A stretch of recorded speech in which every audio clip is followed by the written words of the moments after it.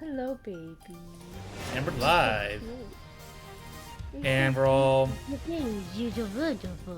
Is that a kitty? He's your kid. Yes. Yay! Kitty, better than cards.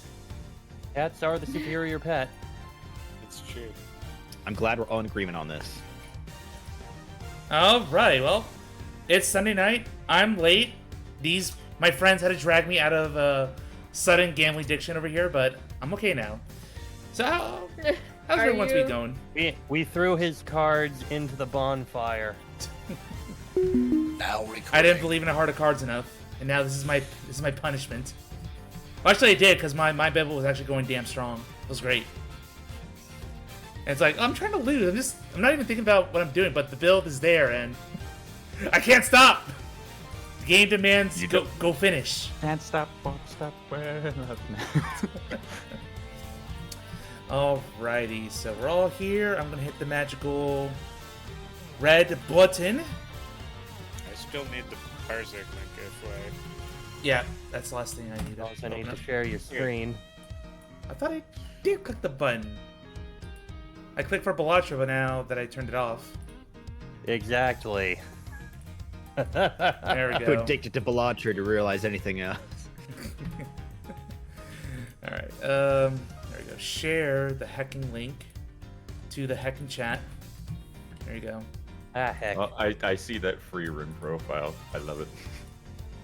Yes, I started watching it the other day, and I am now like 20 episodes in because I cannot stop. Yes.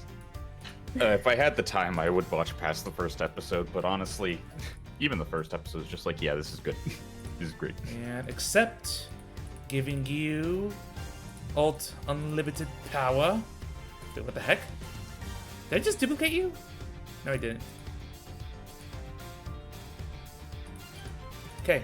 Unlimited power, and there being two of them. What are we in the prequels? Exactly. Two of them. Have you ever heard of the tragedy of Darth Plagueis the Wise? Somehow, No. Palpatine Von Karma's returned. going off on a monologue. Let's not talk about the sequels, okay? Let's Just not. somehow. You know what? I'm fine with that. Episode 8 was the first time I ever sat in a movie theater and wanted to just get up and scream at the screen in anger. Luke, you're out of character! God damn it! Somehow. That was not what it was. You say that. That was not No, what made me I- want to scream at it. You say that while episode 7 for me was my first experience in a movie where it's like, I'm going to go to the bathroom and miss a very big scene of things happening and not care at all because the movie is just stupid. For No, me, it was near the I end. went and watched 8, and I watched both 8 and 9 in theaters, and 8 made me. I walked out and I was like, why did I spend 2 hours of my life doing that? And 9, I actually very much debated getting up and leaving within the first 5 minutes. Whoa! The Somehow first Palpatine returned. 5 No, minutes. For me, it was towards the end of episode 8 during the scene where everyone is just flying those ships on the salt planet towards the portable Death Star laser thing. Yeah. And it came the point where what's-his-name got knocked out of the way by what's-her-name. Finn And after Oh. by that, Rose. at the end of him trying to give up his life in order to actually save the rebellion, and she knocked him away, and I just wanted to stand up and yell at the screen, "Why the fuck are you here, Rose? You are not a pilot. You are not in any way contributing to this, and all you did was make everything worse. Why are you here?" Because I gotta be the anti-war shill. Yeah! Or at least, whatever, where you wanna... She's weird. She's just literally a message in a bottle. Just, She is social commentary in a bottle. Thank you. Yeah, I just wanted to say... Because Ryan. Go ahead. You cut off. Uh-oh. And he muted. He's dead. I was saying Ryan Johnson can't make a movie without inserting his politics into it. There you go. Are you sure it was Ryan Johnson and not Kathleen Kennedy? Why not both? No, I'm sure it's Ryan. I'm sure it's Ryan Johnson because he does the same thing with the Knives Out movies. Oh, really? I never noticed. I guess Yes. that's him. Well, I guess in the second movie, yeah. I'm trying to think of the first one. What happened there? It's not as present in the first one, but I would say in the first Knives Out movie, he is the most reserved in not doing that. 'Cause the but definitely Glass Onion, he is aggressive. Yeah. All right then. Well, enough about movies being stupid. Are we ready to go? We got the bots in here. Let's sync up and do it. I'm good. Let's. I'm not ready, but I'm Alright. ready to. I'm not ready, but I'm gonna go anyway. All right. Somehow the sequels Alright. were discussed. Somehow. All right, ready? 3, 2, 1. Balatro! Please. There All we right, go. cool. Love Pretty sure and everybody said peace. something.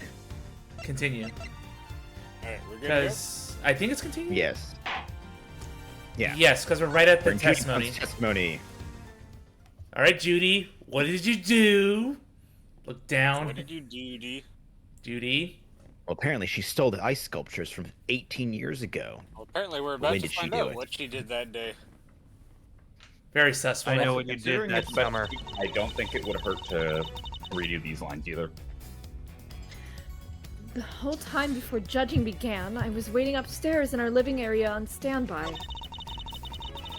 During the judging, I had to go change the camera's film cartridge for Samson. Sampson? But before I... Samson! You said Sampson. Now's your time No. to be an ace attorney. Sampson! But before I could take the camera back to Samson, I discovered Mr. Frost's body. Later, around when your father arrived, I began to make the rounds and serve tea to everybody present. That was when I saw Mr. Gusto entering Mr. Frost's room. What to press? Everything, obviously. Wait. That was a line. Yep. I need to figure out when Ms. Bound would have been able to steal the sculptures. What was her best window of opportunity? You'd think a great thief like me would have an inkling, but I'm drawing a blank here. But why are you here, Kay? If you're going to get to the bottom of this, you'll need to grill her harder. So get to it. We're right behind you, big man. She's here because I need a mascot. Alright. I don't think she's considered a mascot. She is the proud owner of this mansion turned museum. And what were you doing while you were waiting? I was in my room practicing some dance routines. I was on a TV show called Bacon Bop with Samson, you see. Bacon Bop? What kind of show was it? It was a children's show. The two of them would sing and dance as they made a variety of sweets. Whoa! That sounds awesome! Hold the phone! Miles, you used to watch it? My father introduced me to it. I may have watched an episode or two. He had a whole year. Just like I only watched an episode or two of My Little Pony and never any more. And No, it's like somehow how he's know only watched way more than I have any a season, actual I mean right a to. series of the Steel Samurai. Yep. So, Ms. Bound passed the time before the judging began by practicing her dance routines. Was this the moment when Ms. Bound stole the sculptures? Think carefully. Somehow I don't think so. She stole them before they were even made. That can't have been the moment she did it. I'd better listen carefully to what she says. Hold it! Were you the only one who was able to move around freely during the judging? Well, I wouldn't say freely exactly, but I was able to move around more easily than the contestants, yes. Even so, I could hardly have spirited the sculptures away while Samson was standing right there, could I?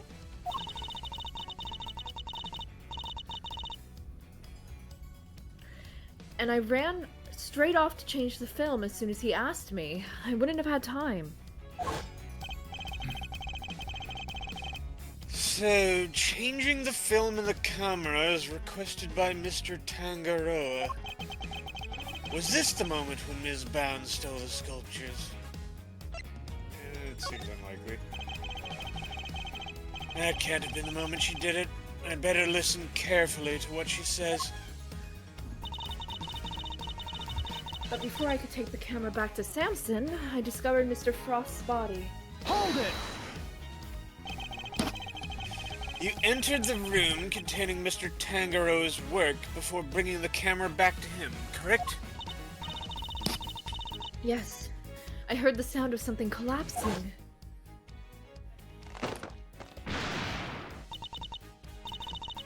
Samson? Are you in here? We're gonna do this again. Yeah, scream counter. I just wanted to be. Can I stop making me scream? Hold on, one more time, No. everyone. Flashback again. The sound of the chocolate chip falling over after a certain someone took a bite out of one of the supports. I wonder who that was. And Mr. Tangaroa was still in Mr. Gusto's room when you found the body? Yes, I'm fairly sure that was the case. He was judging each room in order, and he liked to take his time. So, the point at which you discovered Mr. Frost's body... Was this the moment when Ms. Bounds stole the sculptures? I'm just remembering that...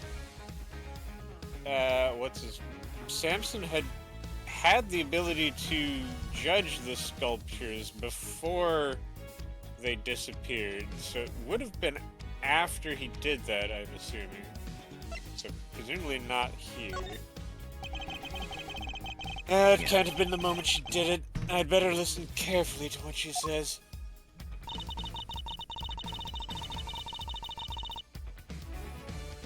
Hold it!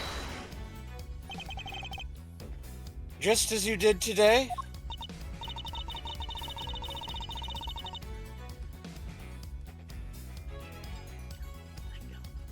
Yes, Fine. I went around and offered everybody working on the investigation a cup of tea. Present company included. I remember it well. You were here, there, upstairs, downstairs.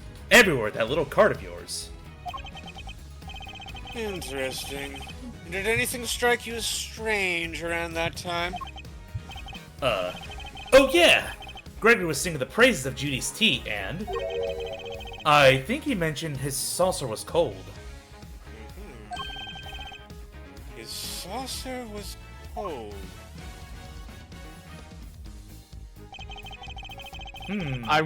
Okay, good. You cut off the flashback before I had to say anything. Whoops.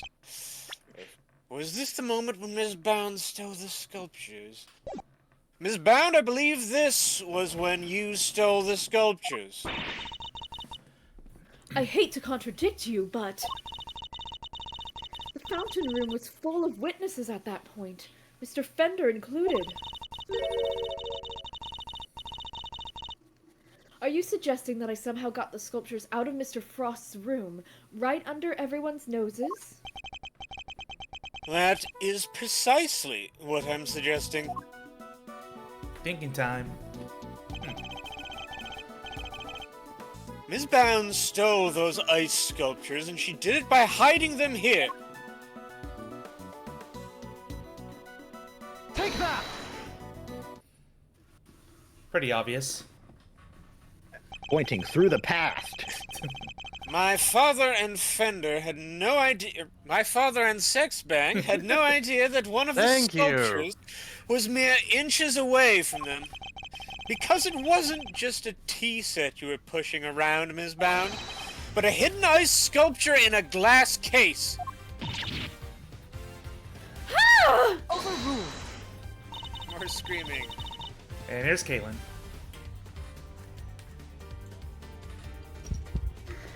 Surely such a thing would have been impossible.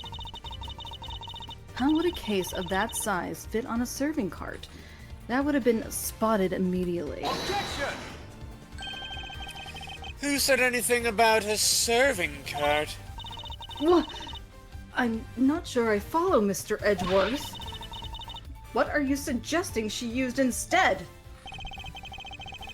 I'm suggesting that Ms. Bound used this to transport the sculptures. The sculptures themselves! No. She slid them along the ground. No, And she this gave them is- sentient life for a total of 5 minutes so they could walk across the thing. And then make them inanimate objects again.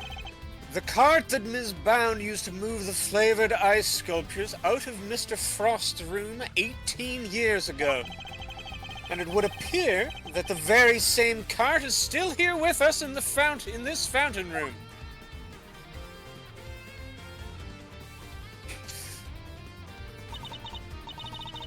We originally bought it for use in the contest. And you're saying that Miss Bound loaded Mr. Frost's sculptures onto this cart and carried them off? I am. As you can imagine, all one would need to do is lay a case on its side, add a tablecloth, and it'd look exactly like a normal serving cart, thus allowing her to move the sculptures around freely. Oh, I'm gonna ask Flair one thing. Flair, is there an actual sprite change when the card swap happened? I'm actually not sure. It would be really cool if it was. It'd be cool if there is an actual like visual difference between the lift trolley and the serving cart. Holy moly! Of course! That's why those saucers were so chilly. They were sitting on top of a big block of ice. Judes, how could you? Impressive. Then again, you are Mr. Gregory Edgeworth's son. I should have expected no less. There isn't a scrap of evidence that I stole the sculptures all those years ago now. And yet, I knew no matter what I said or did, I'd always be under a cloud of suspicion. So you admit it? You admit that you stole them from Mr. Frost's room? Yes, I do. You might want to move your mouse. I took those sculptures and their glass cases out of that room 18 years ago.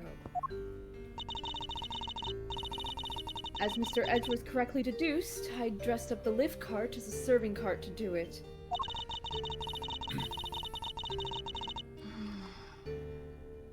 And I slipped in and out of Mr. Frost's room while I was going around serving tea to everybody. In the end, I'd removed not only the sculptures, but the flavored ice zodiac blocks as well. Zodiac blocks? I feel like I've seen them for myself before. There's a huge block of ice on display here. Must be incredibly heavy. Though, maybe not, what with it being hollow on the inside. If the Winter Wing really is an exact replica of Mr. Frost's room from 18 years ago, then, even though my father never saw them because they'd already melted, the Zodiac blocks must have been in the victim's room back then as well. When I had finished moving the 2 ice sculptures and the 2 zodiac blocks out, I took 2 fresh, empty cases to Mr. Frost's room and put them where the original 2 had been. Only the sculptures had been kept in glass cases, you see, to prevent them from being damaged. The blocks were a little more robust, so they had been displayed as is.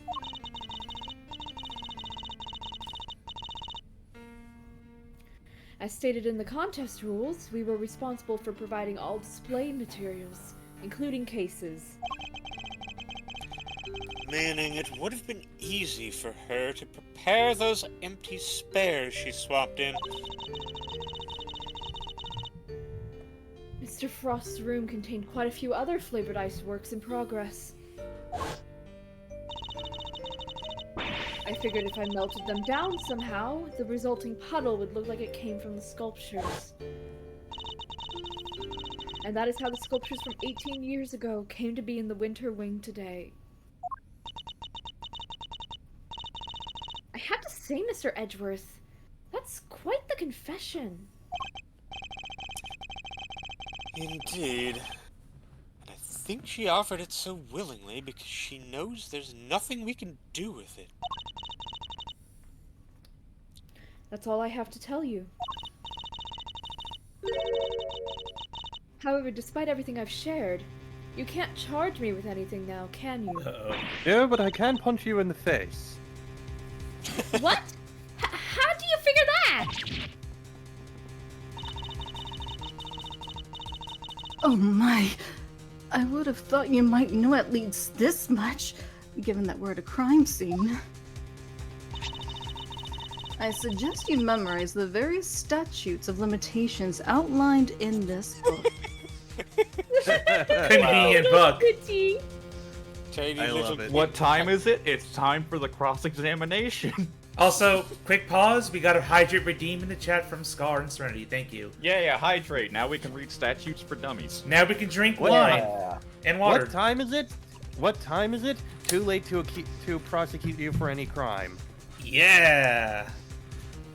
Just like DL6, baby. Always a race Now against it's the clock. time for you to sleep. No. Yes. Statues of what? Another typo. T. No, I No, think no, that no, was that it. was- no, that that wasn't a No, typo, that one I was a- can understand with K just not understanding statutes. Yeah, that was just K being stupid. Yeah. Statutes. Leave me alone! Simply put, Kay, prosecutors only have a certain amount of time within which they can put a suspect on trial for a given crime. Let's take a closer look, shall we? Let's press the E. Oh, we don't need to. Theft. What the? You can read it. Why did you? It's auto scroll. Oh. Yeah, we can read it here.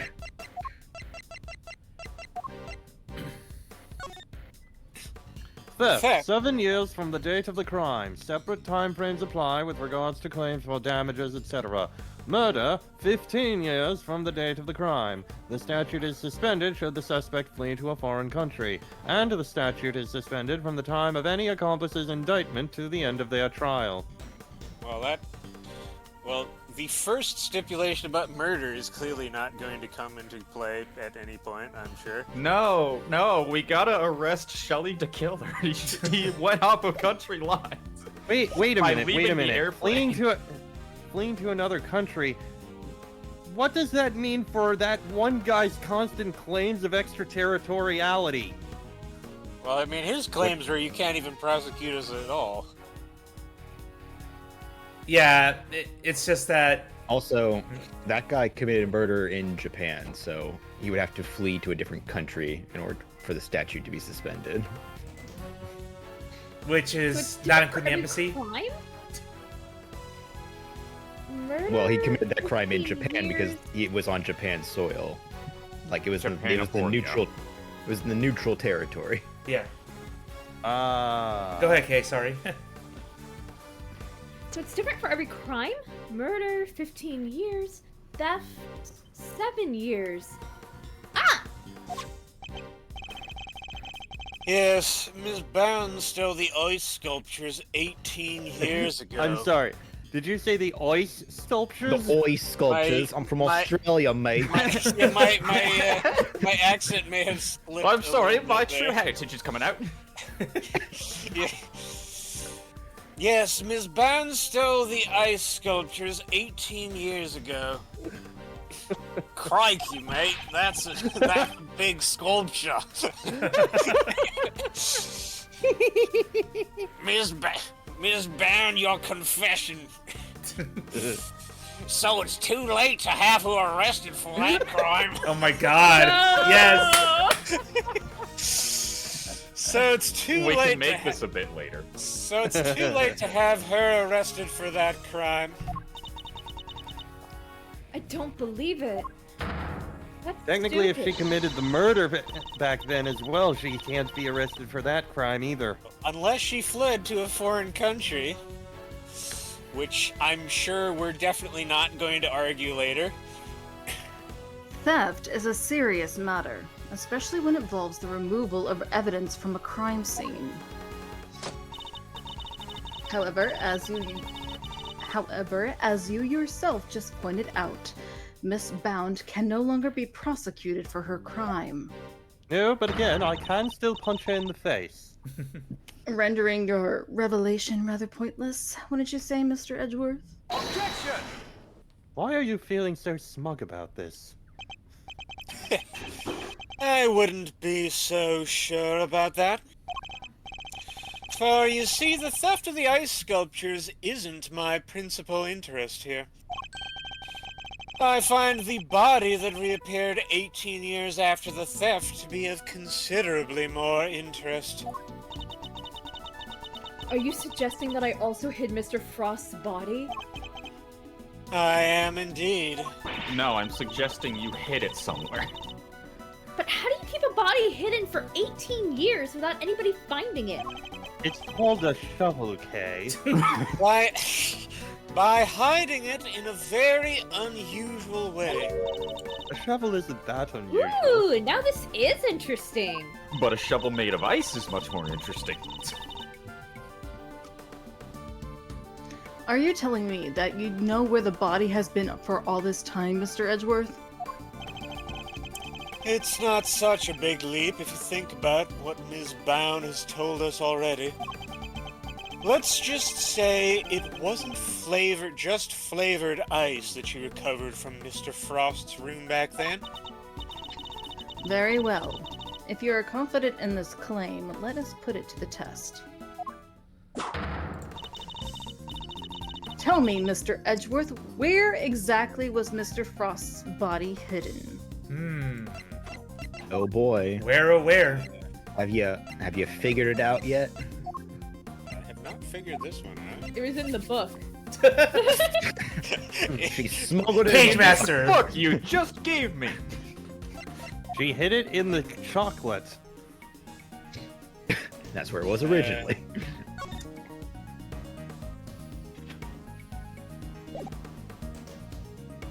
Ha. Voices in my head, any ideas? I'm not allowed to help you. I don't have a good idea here. I can give you a hint if you need a hint. Leg on, It was It's chest. hidden in the candy. I sure wish that I could read the flavor text, but just one at a time. Well, specifically on the last page. The last page? Results of the analysis. Detected salt, sugar, blood, sugar composition action. Detected salt, sugar, and blood. I mean, Was it like hid in one of these?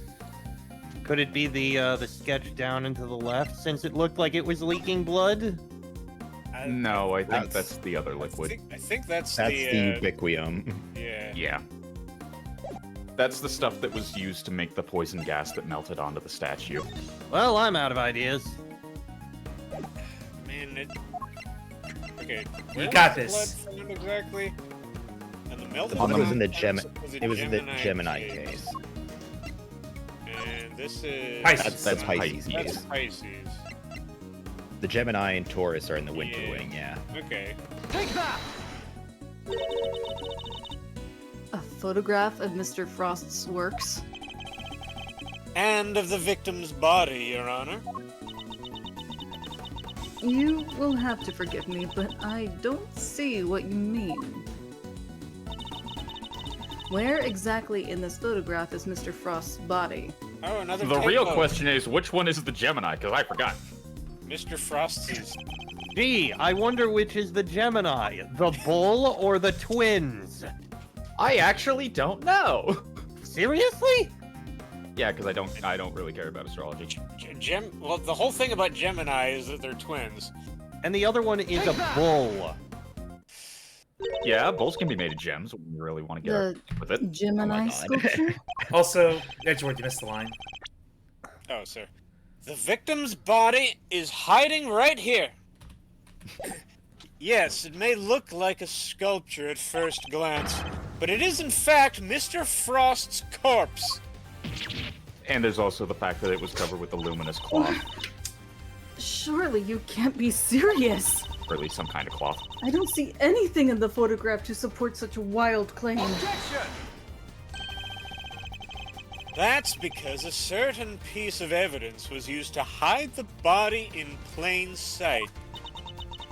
And what piece of evidence might that be? The court demands you present what used to conceal the body. Cloth. One of the cloths in the autumn wing? Yes, when it's made to glow in just the right way, it's so visually convincing you might mistake it for ice. Isn't that right, Ms. Scone? Well, yes, dear, but you can't make it just look like about anything, really. Wait. Oh, well, yes, dear, but you can make it look just about that. But you can make it look like just about anything, really. Even blazing fire. And the right shade of blue would make it look just like ice, yes. Exactly like it, in fact. Overruled. Is it not the case that a certain special device is needed to generate these colors, though? If you would care to take another look at the photograph of the Winter Wing, Your Honor. There it is. You'll notice there is a small box connected to the bottom of the Gemini display case. Not the other one. That's... One of the very light-emitting devices in question. Detective Gumshoe even confirmed its presence. In fact, this particular device went missing 18 years ago. Back then, it was no doubt firmly connected to the cloth inside the display case. Which means Ms. Bound had no choice but to take it with her when she removed the sculpture.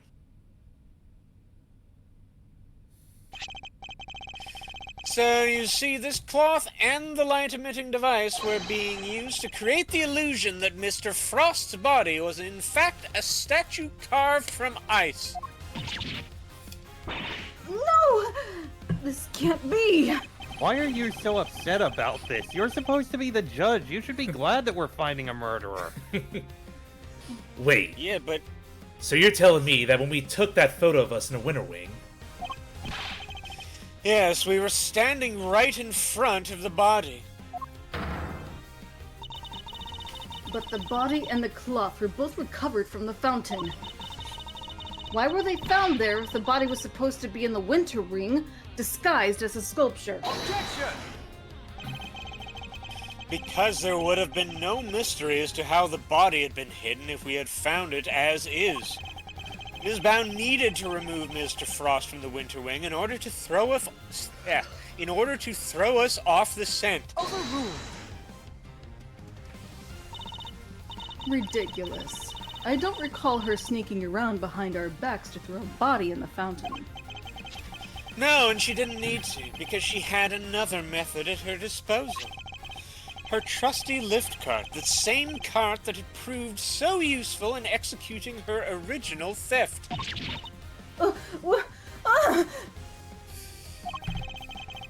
I believe she wheeled the body into one of the other wings and floated it down the stream to the fountain.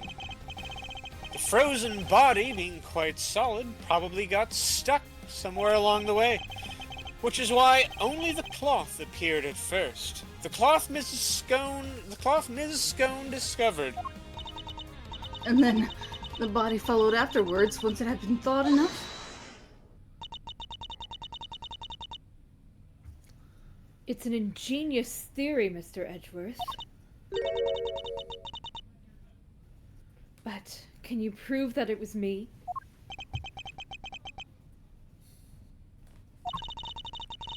It seems a little unfair to expect me to accept your accusations without proof, don't you think?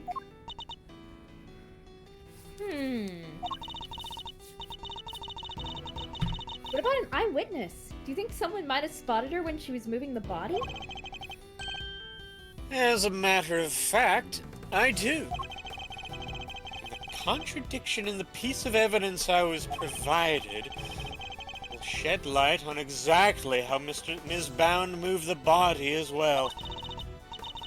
Well, Mr. Edgeworth, have you any evidence to support your allegation? Of course, I have a piece of very compelling proof right here. Then please present it to the court. What evidence do you have that proves Miss Bound acted as you claim? Is this gonna be the tablecloth? Probably. Oh yeah, because they're Take that! Because it's a different colored one, which means it's More a different one drawings. entirely. Yes, as you can see, Larry captured your figure immaculately. Why, thank you, Edgy. Glad you noticed my talent. And is that me? Yes, Mr. Butts drew sketches of people as they passed through the fountain room. What I'm interested in is the cart we can see here. Miss Bound's serving cart? What about it? You don't see it. She's using the same trick she used 18 years ago. Ergo, we know that Ms. Bound was busy moving Mr. Frost's body when this picture was being drawn. What? If I may, I don't see Mr. Frost's body anywhere in that sketch. All I see is a picture of me delivering chocolates to everyone. Weren't you the one that specifically said that it was a different cart? Really? Then allow me to direct your attention to the color of the tablecloth, Ms. Bound. I'd originally thought that Mr. Butts had made an error, but he's assured me that couldn't possibly be the case. This tablecloth appears to be light blue. Yes, a shade of tablecloth that Ms. Bound doesn't seem to own. The cloth only appears to be light blue due to the body hiding just underneath. What? But the shape of the cart is perfectly rectangular, just as one would expect. Surely it would be immediately obvious if the tablecloth was being draped directly over the body. Objection! Not if the body had been placed inside one of the hollow zodiac blocks in the winter wing. Place one of those on the lift cart and it'd easily pass muster as a regular serving cart. Wouldn't you agree?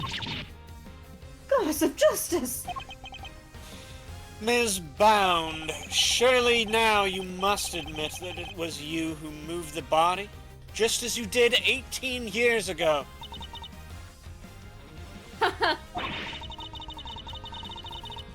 I didn't expect you to deduce all that from a single simple sketch. That sketch alone isn't really enough to prove your theory, is it? You needn't worry on that front. My case doesn't rest solely on Mr. Butts' artwork. Once you had disposed of the body, your serving cart became a simple lift cart once more. Which is exactly what we discovered here in the fountain room. And without a serving cart, you had to find some place to put your chocolates. My chocolates? The ones I was handing out?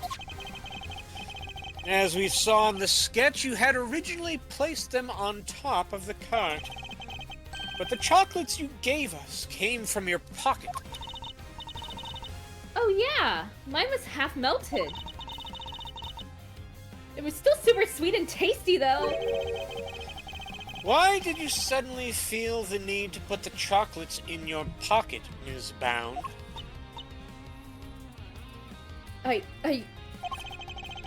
It was because you no longer had a serving cart to put them on. That's why. Ah! One moment, please. You have explained what Miss Bound did with the chocolates in the lift cart. But what about the tablecloth? Where did it go? Indeed, if stashing the chocolates in her pocket was the only solution she could think of, doubt Miss Bound had the time to dispose of an entire tablecloth. Well, Mr. Edgeworth, do you have an answer for me?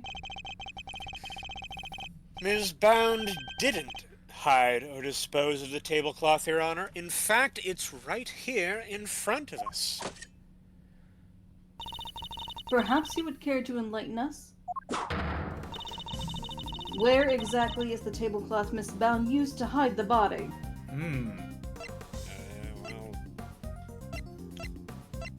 Well, she wouldn't have time to stash it. We would have found it in the fountain, so I'm assuming it's this.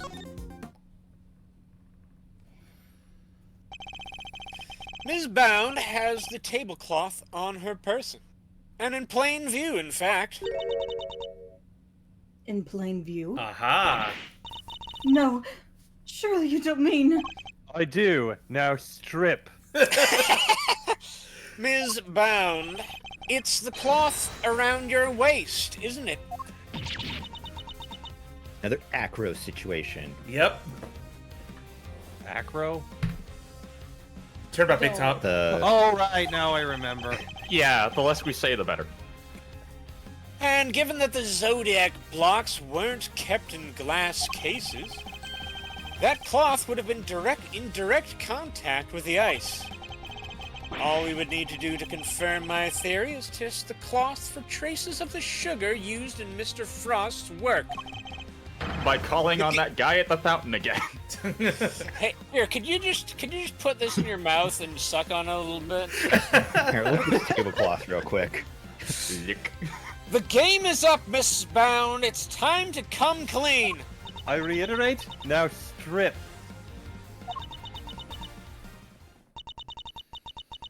You won't need to test the tablecloth. Oh. I really don't want that guy Everything near you me if I'm said being is real. true. I stole Delicia's Infesticide Ultra, and I moved Mr. Frost's body. Oh. Oh. It was me. It was all me. Delicia, I'm so sorry. Last week, I went into your bag and I took it. There's a mouse on my face. Sorry. And then, I put it in his pocket, hoping to make it look like he had tried to do himself in. I also made sure to leave no fingerprints but yours, just in case the police suspected foul play. Bless you. Bless you. Judy, you... Oh, gosh. But, Judes, why? That's what I'm wondering this whole freaking time. I feel like this entire thing could have been avoided if she had just buried the body sometime in the last 18 years and allowed the ice sculptures to just melt and no longer exist.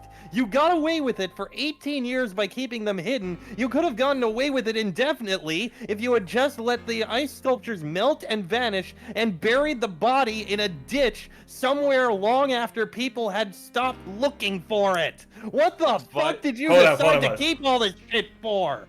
But drama. Yeah, that. Also, But I'm I think also still unclear on what her motive was to kill Mr. Frost. That too. What? Let's keep going. Wasn't she like in let's love with keep him? going. Crackpot. Going. I'm unsure on my crackpot theory of the Bodhidharma Kanis being the true puppet master behind this. Let's Did just we keep get- going. Yeah. Did we get this line? keep going. No, I'm just Not waiting yet. for the finish. Yeah, anyway. Alright, go ahead. Weren't we supposed to be on the same side? All fight together to free Samson? We were, but I couldn't afford to get arrested.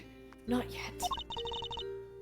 Not until I'd finally proven that Samson is innocent. I always planned to give myself up in the end, I swear. I know it's easy to say that now, but Why do it this way, though? It's not like you. I'm sorry, Mr. Fender. I've caused you so much trouble. I've been the guilty party all along, ever since that day 18 years ago. Are you trying to tell us that the true culprit in the IS-7 incident was you? I committed a terrible crime. I took those sculptures and I stole them for purely selfish reasons. The moment Mr. Frost died, they became more than mere entries in a confectionery contest. They became the final works of Samson's favorite artist. I couldn't allow them to just melt away, not before he came home. And that meant I couldn't let anybody near them, not even the police. So I hid them. I knew it was wrong, but I just had to. I put them in the cold storage room for safekeeping.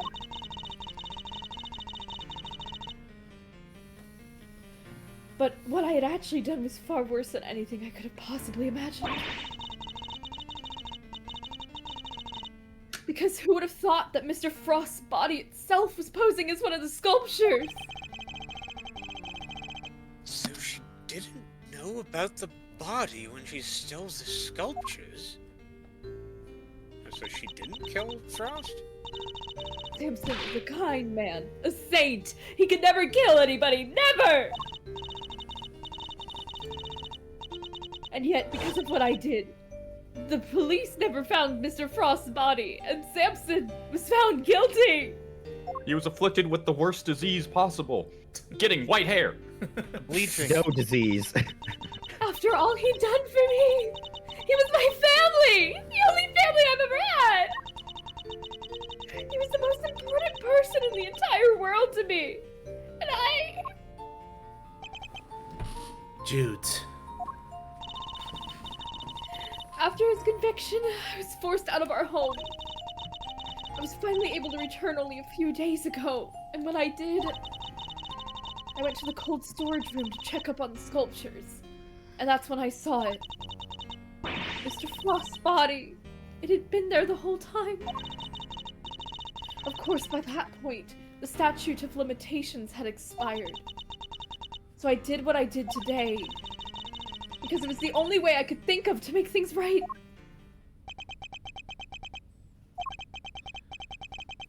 Seems I've misunderstood her intentions. Everything she's done really has all been for Mr. Tangaroa's sake. So, Yeah? did they explain why she tried to poison somebody yet? Yes. Yeah, they're there's about still to get too to that many right fucking now. questions here. Let the Hey. case play out. What are you thinking about, Mr. Edgeworth? Wait, no. Hey, what are you thinking about, Mr. Edgeworth? Okay, can't you read the blue text? I mean, honestly. No! My eyes are I closed. thought you were a mind reader, Kay. Something that's been puzzling me. Why did Ms. Bound use poison gas? Why not a more reliable method? And why disguise the Autumn Wing as the Winter Wing? The only reason I can think of is to confuse someone who was here 18 years ago. Yeah, I wonder what she had in mind. If she was trying to prove that Mr. Tangaroa is innocent, Ms. Bound's ultimate goal must be to...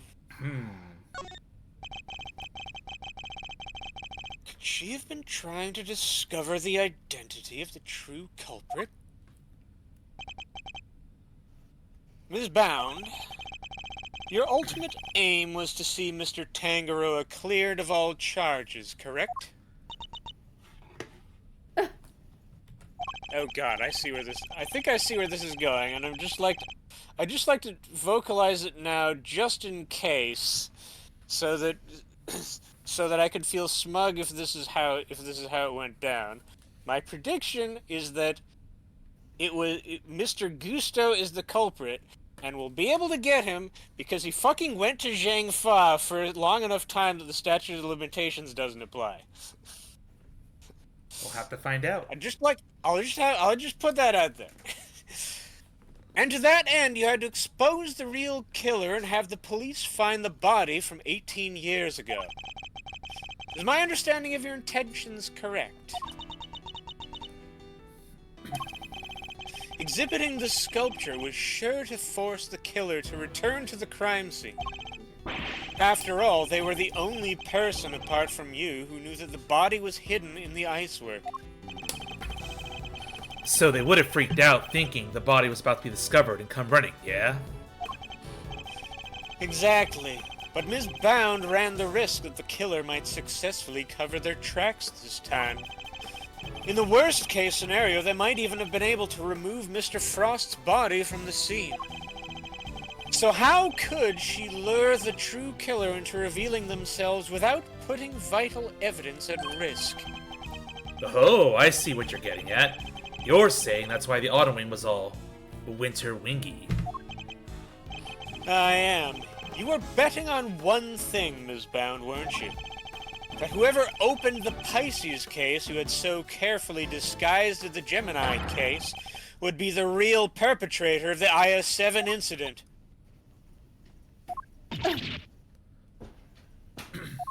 Wait! Kaylin gets a line again. What? No! That would mean the real killer was. Okay, you've had your one line. Oh, never mind. You get more. Enough. Not another word. Do you realize the implications of what you are saying, Mr. Edgeworth? Are you prepared to stand behind the accusation you are clearly about to make?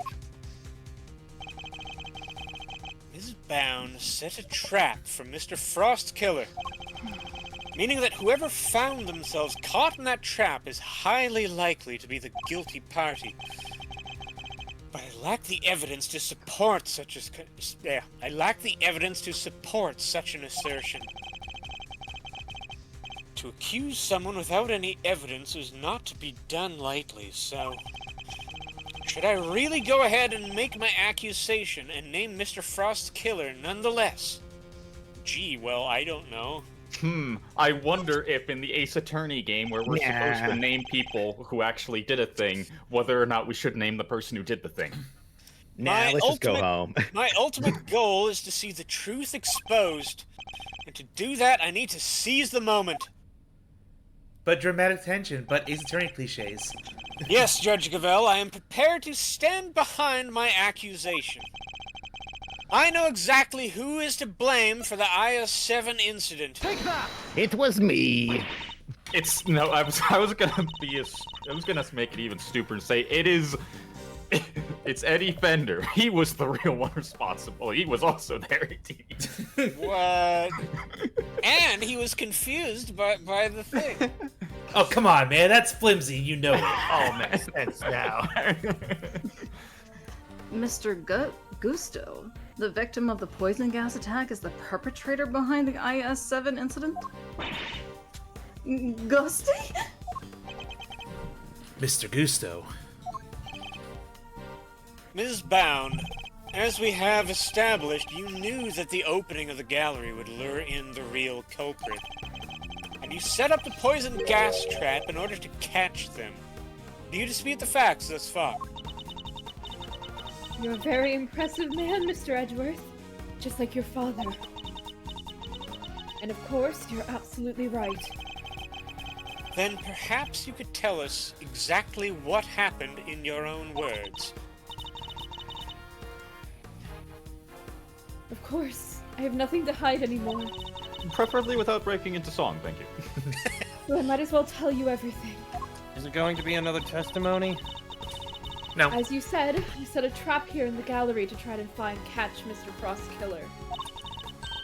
Before we opened, I made sure that the door to the Autumn Wing was the only one that was unlocked. When opening time came, I went around to unlock the doors of the various rooms, and found that the Autumn Wing had been locked from the inside. The killer is on the other side of the door. The thought Well, it frightened me. And then she simply walked away, leaving him to fall victim to her poison gas trap. When I heard that Mr. Gusto was being treated for gas inhalation, that's when I knew he was the murderer. All that was left was for the police to find Mr. Frost's body, and then Samson would finally be proven innocent. At least, that was my plan. How the hell would they make the connection that the body in there was connected in any way to the gas incident? What do you mean? It's all directly connected. At least we just figured it out. I think They just need to find the body. Yeah. I think she's basically hoping that all of this logic we've just gone through is logic that people would have gone through as well. Exactly. She thinks way too highly of the logic of anyone other than Edgeworth. No, Well, she I thinks mean- too highly of the law enforcement of the Ace Attorney universe. She thinks Sure. too highly of people in general. Not even specifically in the Ace Attorney universe. The only no, but at ones the who same would time, come the up Ace with Attorney bar is the only way ones who below would her than actually real come life. up with a string of logic in this particular area are Edgeworth and conspiracy theorists. And I'm pretty sure people don't want to believe the conspiracy theorists. Fair enough. No, it's Edgeworth Wow. and anybody in the Phoenix Wright lawyer agency. Yep. It's anybody who's in the protagonist position. Yes. Jude, why didn't you tell me? You know I'm always here for you, right? We could have found another way. It didn't have to be like this. Thank you, Mr. Fender. You've been so very kind to me all these years. But I'm the one who created this mess, so it was up to me to try to clean it up. I didn't care what it took, as long as I could get Samson out of that awful place. It only took you 18 fucking years. Judy. Well, she didn't have the house for 18 years. 18 years ago, the police managed to cover up the fact that Mr. Frost's body had gone missing. If I went to them now and said it had reappeared, I was afraid they might have tried to cover things up again. So I worked to set off a very public incident here in the gallery, in front of as many witnesses as possible. I'm so sorry, Judy. You, Samson, Gregory. I let you all down. Sex bang, this can't be easy for him.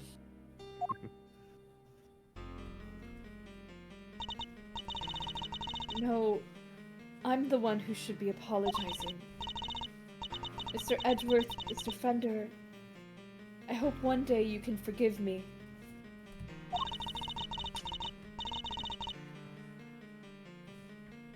And whatever punishment I have to face, I'm ready to accept it. You've already faced it. You've faced the punishment of the love of your life being stuck in prison for 18 years and never was likely my going through the dad! same again. He was my dad! Oh, I'm sorry. Love of your Listen, life. in my defense, I kind of slept through all of the flashback sequences. Yeah, like How dare you! she was 17 and he was like, what, 30 something? She was 16 and he was like, yeah, 30 something. Yeah. But please, if I may ask one thing of you, it's that you simply must clear Samson's name.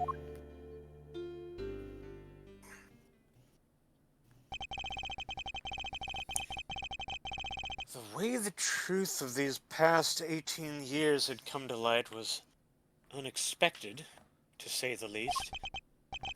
And yet, it had only set us down a path towards an even more shocking end. Yep, the final chapter awaits. Congrats, everybody. Dun dun dun. Onwards!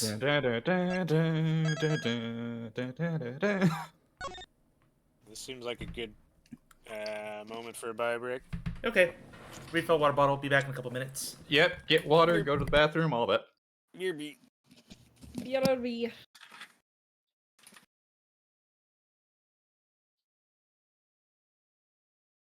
I was about to say, I don't need to do either of those, and then it's like, oh, no, my water bottle's completely empty. Well,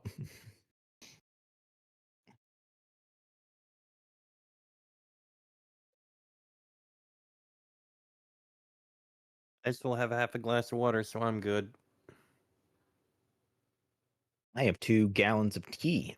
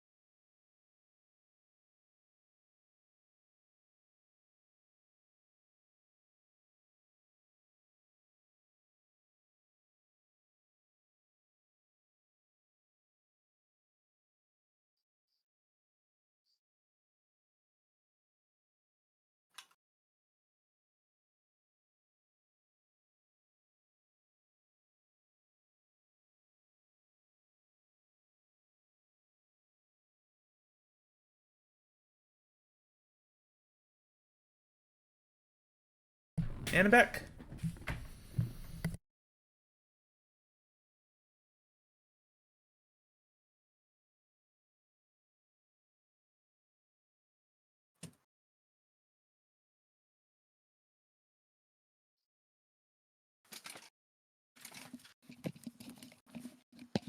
I'm back.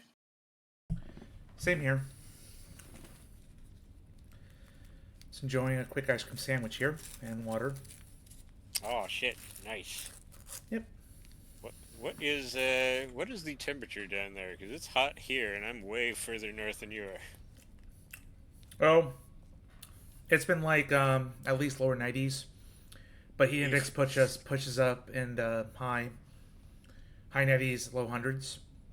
Oof. So Yeah, that's good. That's good weather for an ice cream sandwich. yeah, in centigrade it'd probably be like around 38, 40 probably.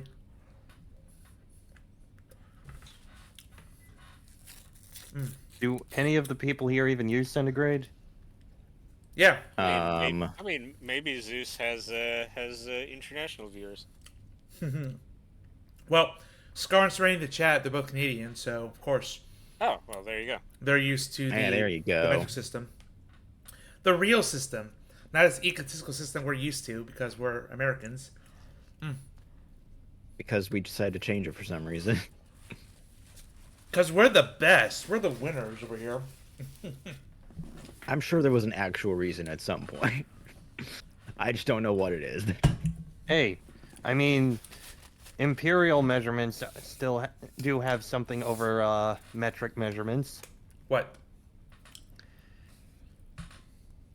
More visual and practical applications. Think about it this way. Uh-huh. Let's say you have a meter. Divided in half, you have 50 centimeters. Divide that in half, you have 25 centimeters. Divide that in half, 12 and a that's half as far as you centimeters. can go. But if you have a foot, divide that in half, you have 6 inches. Divide that in half, you have 3 inches. Divide that in half, inch and a half. Divide that in half, 3/4 of an inch. I mean, and that's more fractions instead of whole numbers. not but to make it mention, poison. you can easily divide a foot into halves, thirds, quarters, and sixths. From a more practical standpoint, it's easier to divide things up into more easily workable situations with that than it is metric. Metric is better if you're going pure scientific notation kind of things. So basically, Or if I baking. wanted, It's kind of like how Fahrenheit is. Celsius is better for measuring temperature relative to freezing. Fahrenheit is better for measuring temperature based on how it feels. Like, the best. I think someone explained it once. Think of the temperature as a percentage of hotness, basically. Yes, Like- at the top of the scale. At the top of the scale is a photo of a kobold. I was gonna say Fahrenheit is a percentage measurement of how much you want to die. Yes. Yeah, exactly. Over 100, just kill me, please. When it's over 100, just die. There's no point in living anymore. Yep. All right, In you short, ready? it's a difference between science and practicality. Larry, what are you still doing here, acting like you're relevant? I have been relevant. You've been using my sketches, dude. Come on. I mean, he's not wrong. Yeah. It seems I need to clear some evidence. Removed Larry's sketches specifically. Hey, I was gonna frame To the those. fountain. Yeah, I Here, hate, the fountain guy can have this. yeah, I hate the fact that Larry's sketches were like actually pivotal evidence here. Ooh, this tastes like crayon. They were pivotal Larry's in another sketches are- case. They're always pivotal evidence, even though they're always nonsense at first. So really, I think we're still solid on Eustace being the only character who doesn't contribute anything of worth at all ever. What are you Hence- talking about? I'm literally the main protagonist. Hence Like- the name. Like even, I will e- fucking like, end even- you, loser. Like even when he went to make a phone call to specifically get us information, Gavel just gave us that information before he even got back. And then he came back with the wrong information. Let's All right, I continue. think we're all ready. Yep. Ms. Bound, are you feeling a little calmer now? Yes. Good, then allow me to get to the point. Regardless of your intentions, you broke the law. Yes, I understand. Nevertheless, I understand that you did what you did in order to prove Mr. Tangaroa's innocence. Therefore, if the real culprit really is someone else, then we have a duty to reinvestigate this case. Perhaps we even have a duty to reinvestigate this case. Nope.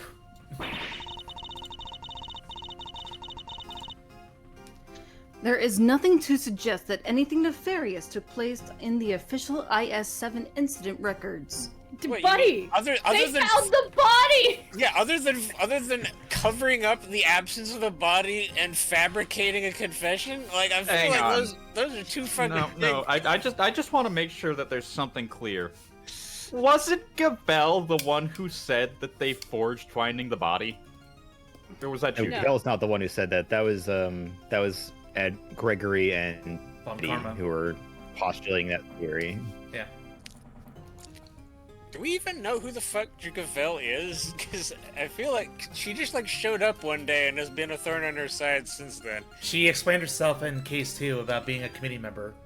And Yeah, but I case- mean, like- she's well, Yeah, in, but I mean, in like, case why- 2, she was specifically there to remove Edgeworth from the case. And I get assisted- it now. So just like Loser is constantly forcing himself to be the protagonist of this case, Gavel is constantly forcing herself to be the antagonist of every case. Except she's actually a bit more successful at that. I mean, I understand what her position is. What I'm wondering is who the fuck is she? Why is she here? Why she seems super invested in this case, despite the fact that she seems to have just wandered in off the street and was like, "I'm the judge now." Because Edgeworth. She is self-insert original character Donut Steele. Because Edgeworth. Everything in case 1 has consequences.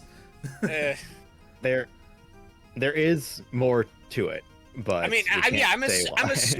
assuming it'll be explained later. I'm just saying, right?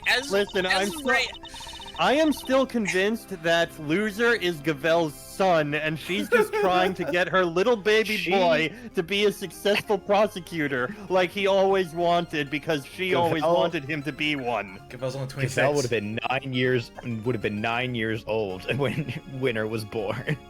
Fine, sister then, older sister. That's at least a bit more plausible.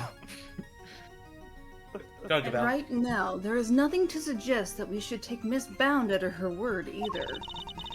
You mean So besides our the big old first dead order body? of business should be to arrest the culprit of this case before us.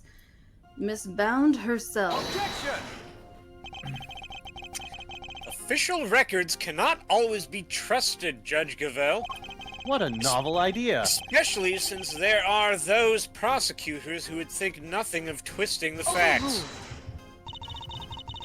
Are you suggesting that the committee at the time overlooked just such prosecutors? Yes, we've already How do you established. not know Von Karma? We've already established that Von Karma did like 2 extremely illegal things.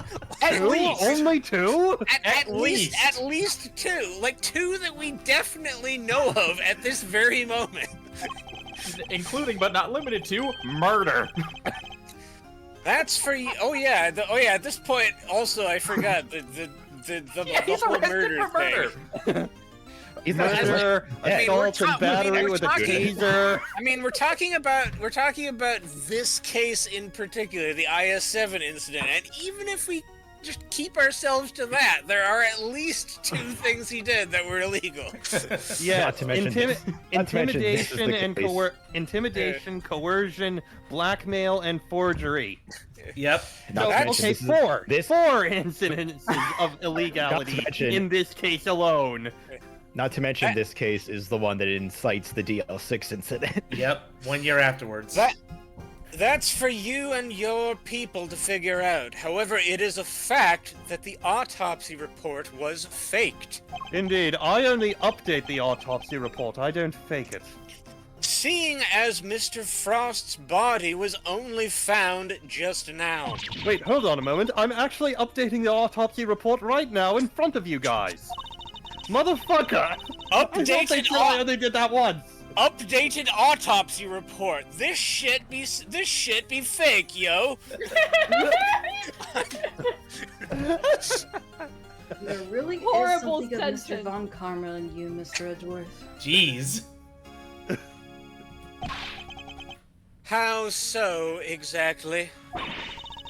By continually defying the will of the committee and bending the truth to fit your needs. That's how. Hypocrisy at its Look, finest. I only did that once. Perhaps it is If else- time you understand how the committee sees this case. Cafella's like, we didn't overlook Manfred von Karma. By the way, you're also like Manfred von Karma by defying the committee. Yeah. How dare you question how dare you question our treatment of Manfred von Karma? That's just like what von Karma would do. Yep. Oh, I cannot wait for the committee to crash and burn. The committee is willing to accept that Mr. Von Karma falsified Mr. Frost's autopsy report. Even still, Mr. Von Karma only managed to have Mr. Tangaroa convicted as an accomplice.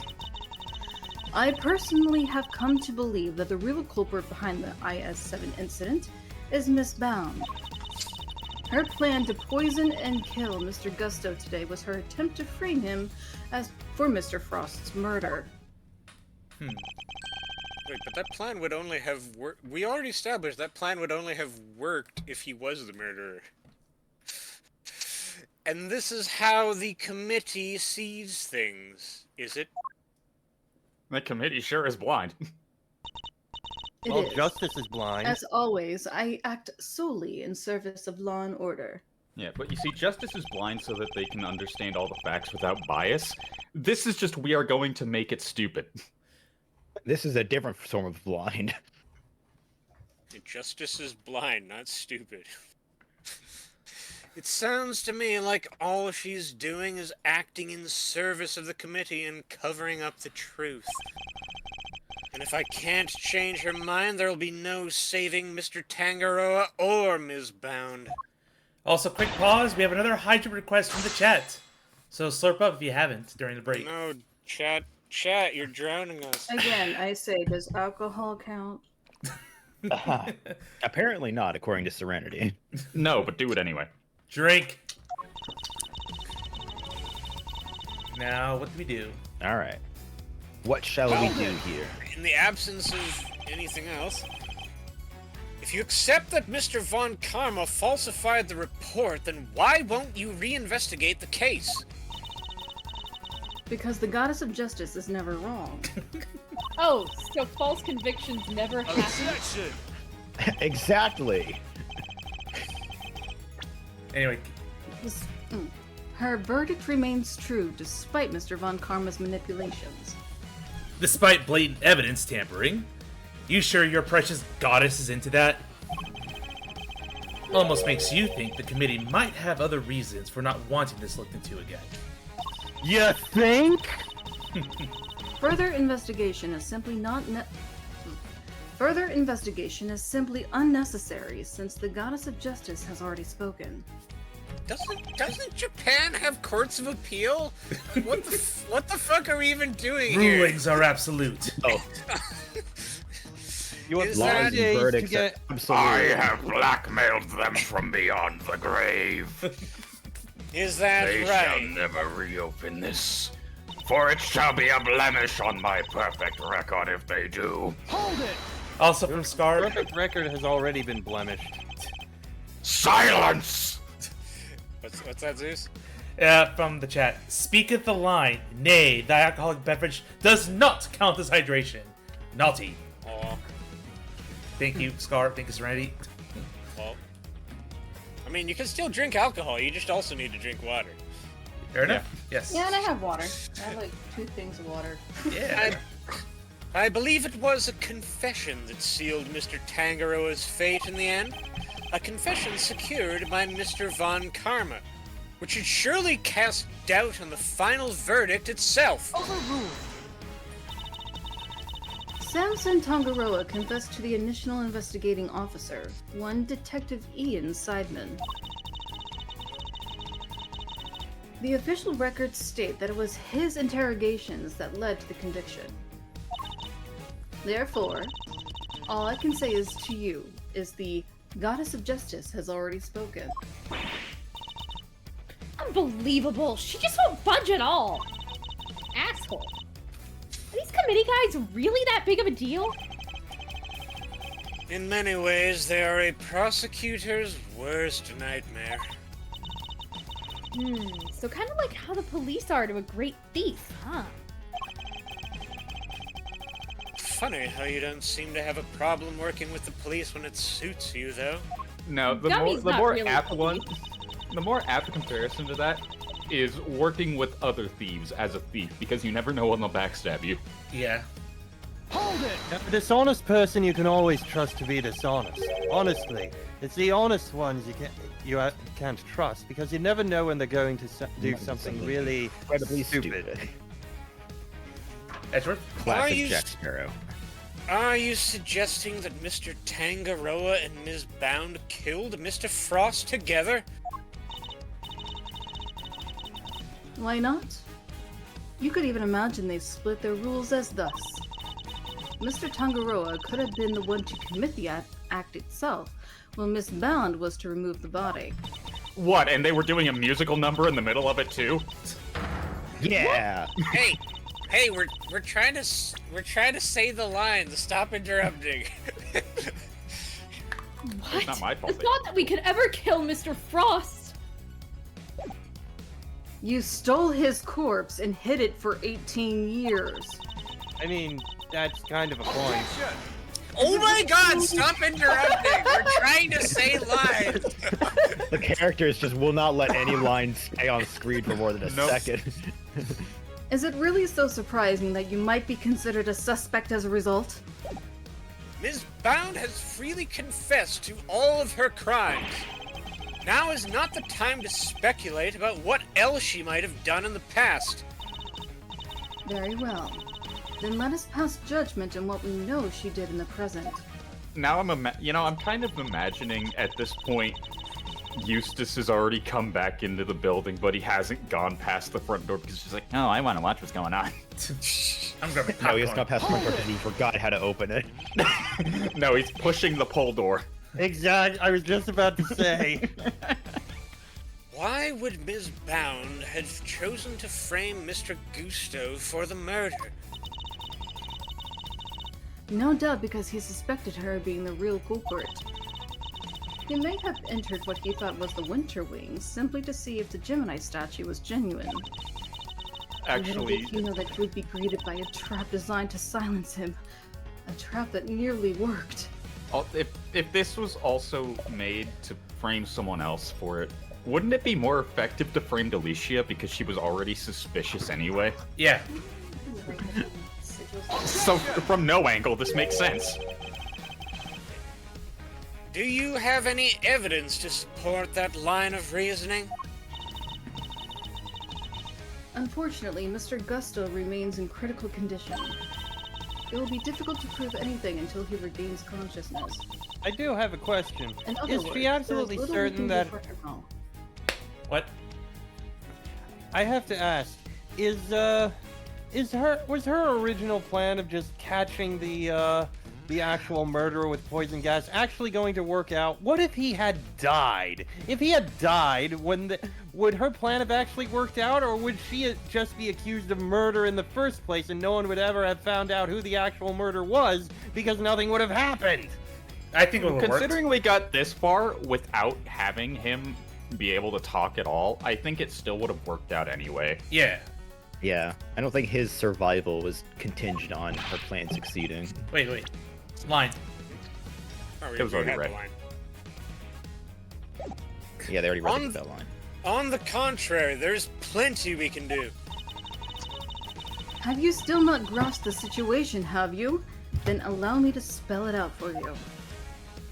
New line. We have all the evidence we need to explain both the IS-7 incident and the poison gas attack. All the evidence you need? In the matter of the IS-7 incident, we have a body, a murder weapon, and 2 suspects. As for the poison gas attack, we have the sources of the 2 chemicals in Miss Bound's confession. And as for you, Mr. Edgeworth, we also have enough evidence to see that you yourself will have to answer to the committee in a formal hearing. To revoke my badge? Oh boy, I sure am not getting bored of this threat. Oh no, I'm going to lose my prosecutor's badge. It's not like What? I can just go next door and get a defense attorney's badge instead and keep coming after you anyway. You don't need to get a badge. You just have to wear a piece of cardboard. Whoa! That doesn't sound good. Don't worry, Mauserino. If nothing else, you're always more than welcome at Edgeworth & Co. Yeah, okay, there you go. Literally. Oh, good. Reyes, revoke his badge. I want him to work for me. Your Honor, I'd greatly appreciate it if we could stay focused on the matter at hand. Of course. Now, where was I? We have Alright, well, therefore... this- Go ahead. That's a new line. Go back. Alright, well, That was a new yeah, line. well, clearly this is the one we need to present something Stop. to, because it's always the Read new the last line though. Read the last Read line. the last line. Thank you. We have therefore determined that there is no need to investigate either case any further. All right, now you can deliberate. What do you want to do? Alright, so we clearly need to have something we can't explain. I think the big thing is... Actually, let's go over this again. Yep. Next. Blah, blah, There's still no autopsy report. blah. Oh yeah, yeah. I suppose we don't know how. We also don't have a motive, which is one of the things that I was wondering about. But probably is the autopsy report. Also, I'm guessing this is the motive, but I don't know what. I don't know what yet. All right, let's try this. Oof. Now, No. would you care to revise your testimony at all, Judge Gavel? No.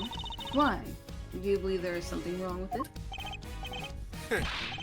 Well, no, nothing seems out of place. Then perhaps you could refrain from insinuating otherwise. Well, that blew up in my face. No, it blew up on the bar. Alright, so... Perhaps more. Alright, anyone from the peanut gallery have other brilliant ideas? I can tell you one thing, if you want me to.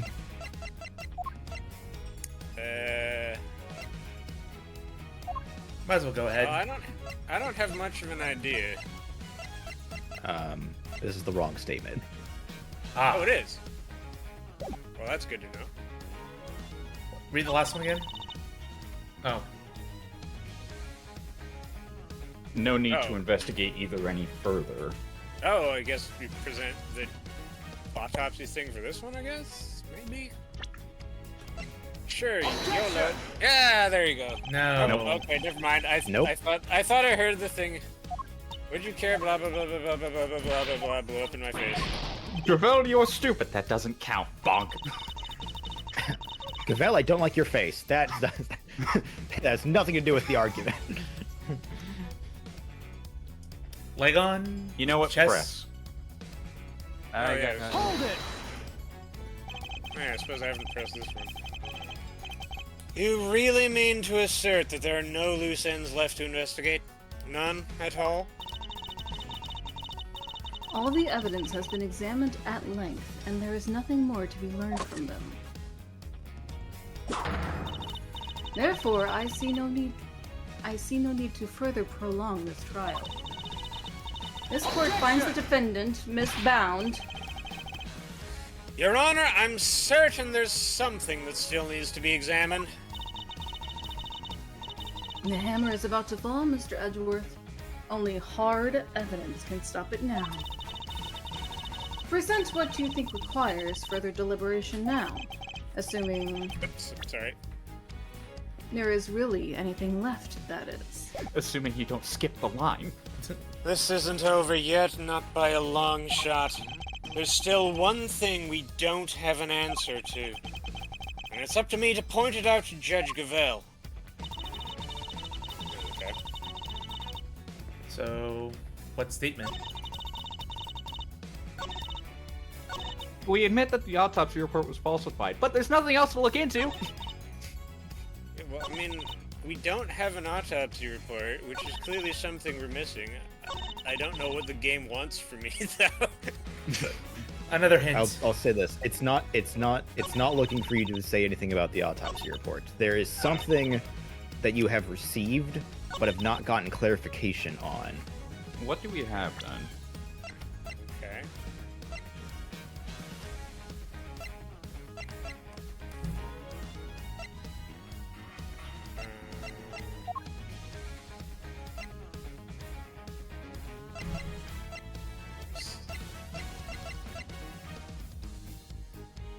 Would it be the finger marks on the frame? Not the finger marks, no. Okay. Something we've received but have not gotten a clarification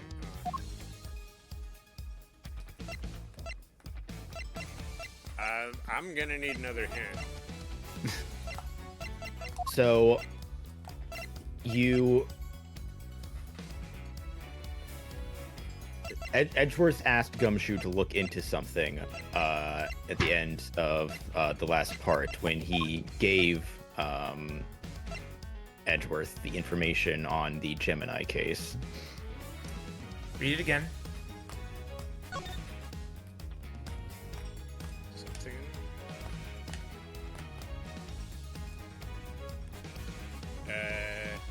What? I guess we don't know whose blood it is? Maybe? Yes. Yep. Ah. You don't know who the blood belongs to yet.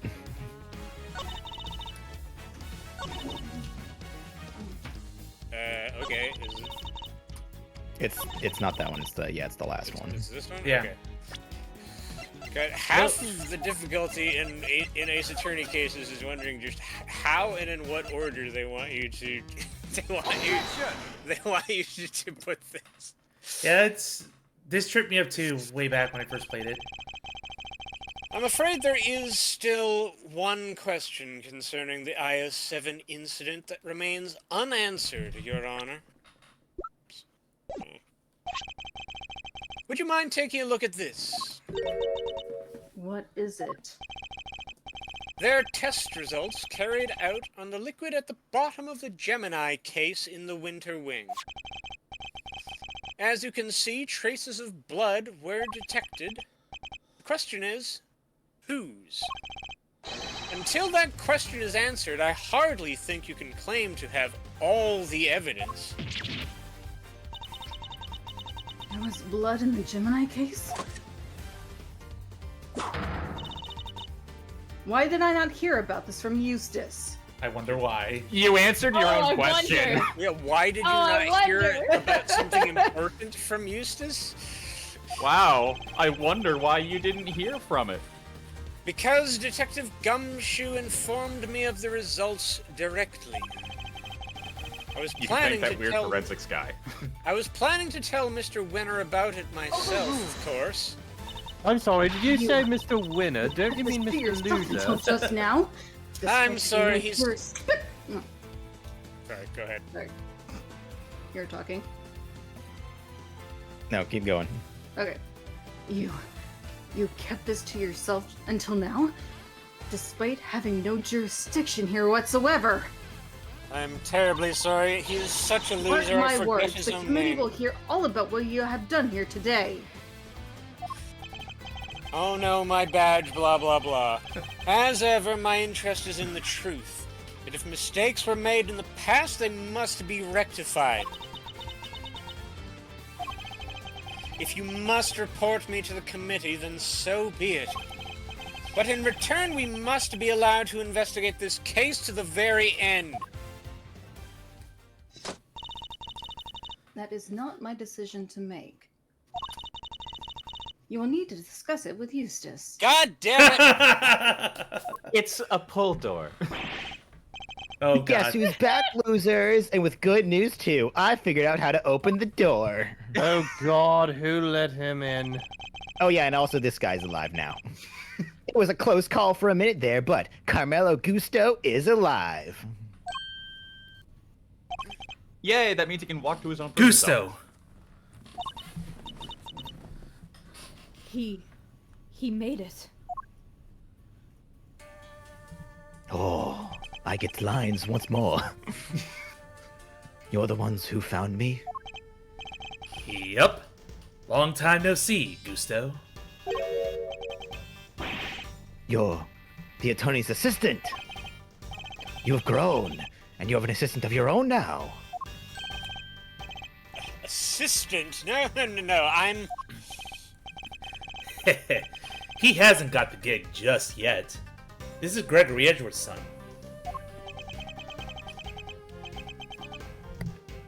Prosecutor Miles Edgeworth, at your service.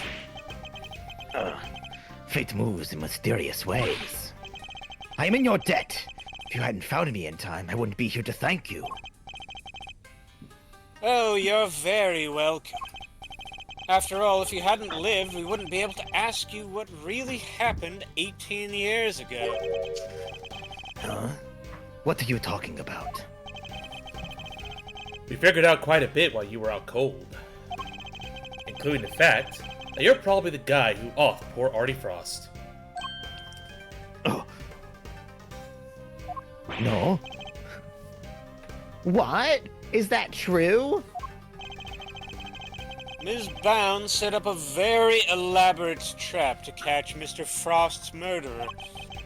A trap that involved rigging the Pisces case with poison gas. Perhaps in light of that fact, you could tell us in your own words what happened back then. Or perhaps you'd rather exercise your right to remain silent? No, nobody ever does that in Ace Attorney. Oh, it's not that. Gusto's here is a fan of the old meditation. You know, Om and all that jazz. Incorrect, Legon. There's precisely one character who has exercised that right. Okay, but they're the exception to the rule. Wow, sleeping while standing seems pretty cool. That's one heck of a talent. Yeah, like a I wanna horse, do right, that. Zeus? Huh? Except Like a horse. Oh my god. Except there's no sleeping involved in meditation, Kay. But I sleep on my back. Whatever. Hey, Gusto, old pal. How about you snap out of it and tell us what went down way back when?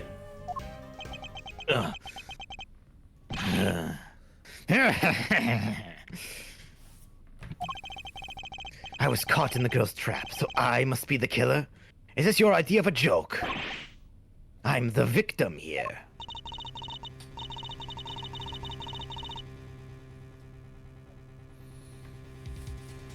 Well- Indeed you are, Mr. Gusto. And there is no evidence that you have done anything wrong. Yet. Mr. Edgeworth and Mr. Fender are merely speculating. Rest assured that they have no authority here, and that you may pay them no heed. At least somebody here seems to be on my side. Judge Verity Gavel. It's a pleasure, Mr. Gusto. I will assist you in any way you may require. Including but not limited to forging evidence. Perhaps you could even begin by explaining what happened 18 years ago to Mr. Edgeworth? Fine. You want me to prove I'm innocent, Mr. Prosecutor? I'll be happy to. Why does he have the unicorn on his hand? That was my a second unicorn? I idea. thought it was a seahorse. That's a seahorse, yeah. Yeah, seahorse. Why did I get those two confused? I may So- be stupid. So this is how you mean to play it, Judge Gavel? You're hoping Mr. Gusto will help you hide what happened instead of trying to correct the record? I believe only in the infallible judgment of the Goddess of Justice.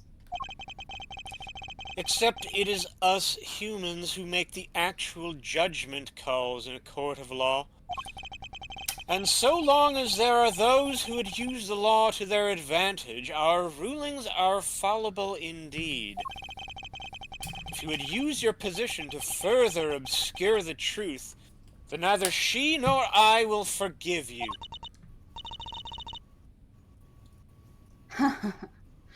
We shall see about that.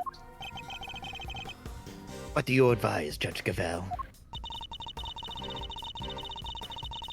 It would seem that you were under suspicion because it was you who triggered the poison gas.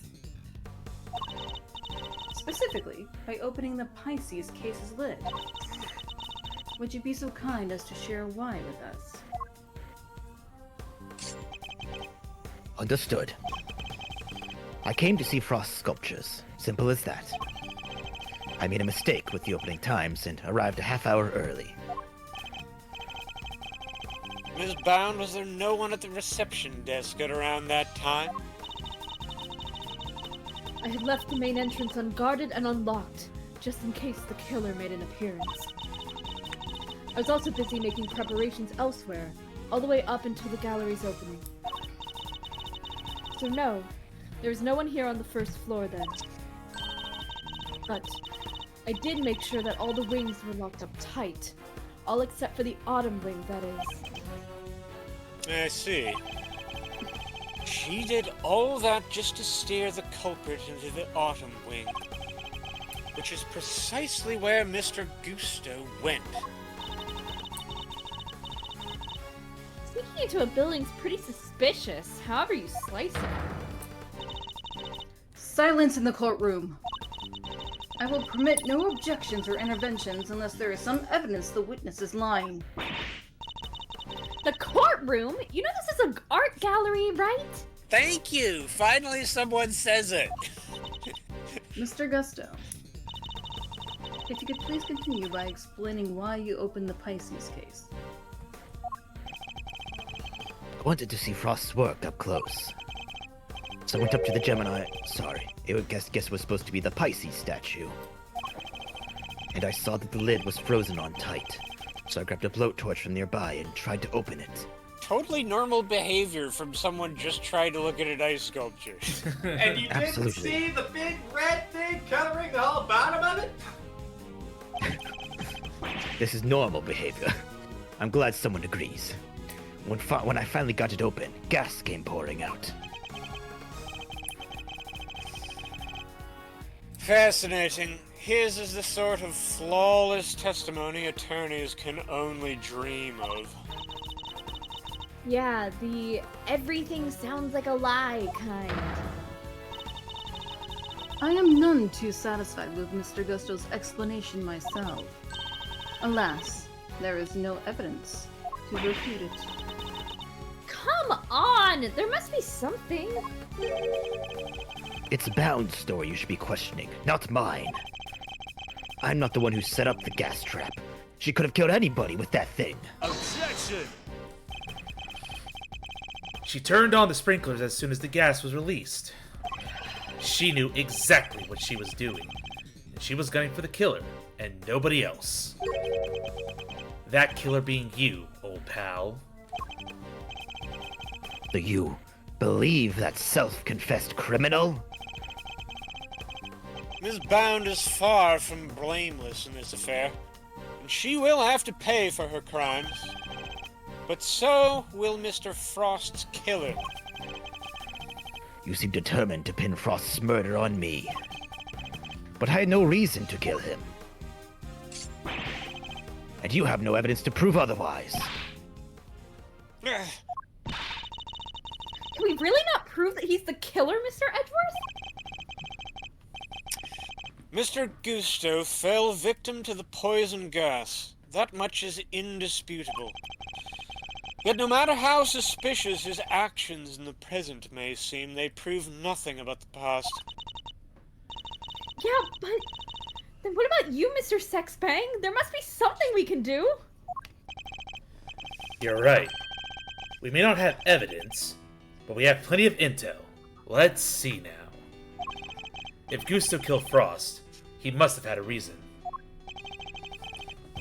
He claims not to have a motive, but that can't really be true, can it?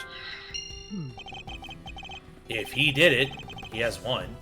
That many people commit murder just for fun. Unless their name Well, is Saito. someone call my name. I'm quite eager to commit murder. Oh It is my. very fun experimenting. In fact, your old man had a little back and forth with Von Karma about a probable motive too, remember? How can you possibly say that with any certainty? If their relationship had broken down for some reason, that could very well have been the motive behind this murder. Thank you for cutting away before I had to say anything. Von Karma... Oh, No! He's thankful. He's not... Yeah. Yeah. I thought you were saying I had missed No, it you didn't for a skip while. anything. It's just like, okay, good. I don't need to do the Von Karma voice again. Von We Karma want wouldn't the let us Von talk to Karma Gusto voice. back then. But we can now. If we can put the pieces together, I think the picture we've been looking for might just emerge. But can we put the Pisces together?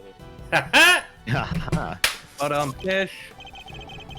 Yes, I think you might be right. I need to think back over everything we know about the IS-7 incident. Especially the questions that never got answered. And the finger marks? Were you the one wearing the gloves?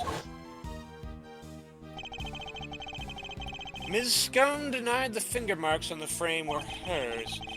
But what if they were Mr. Gusto's?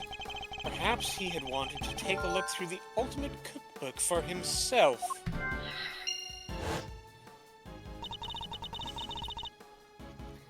So he asked me to go put in a new cartridge.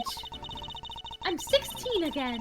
Yay! He seemed to think that there should have been more shots left than there were. In other words, the film ran out sooner than expected. Yes, the number of shots he took didn't line up with the number of shots remaining. But he thought maybe he just lost track somewhere along the way. My father noticed these things for a reason. I just need to piece them together correctly. In the absence of evidence, it's the only way to the truth. Q. Facts and logic. Good luck. Time to Motive and cooperation ended. time to destroy Judge Gavel with facts and logic. That's right. Your superpower. Oh. I'd say start with motive and cooperation ended. Yeah, that was what I was thinking.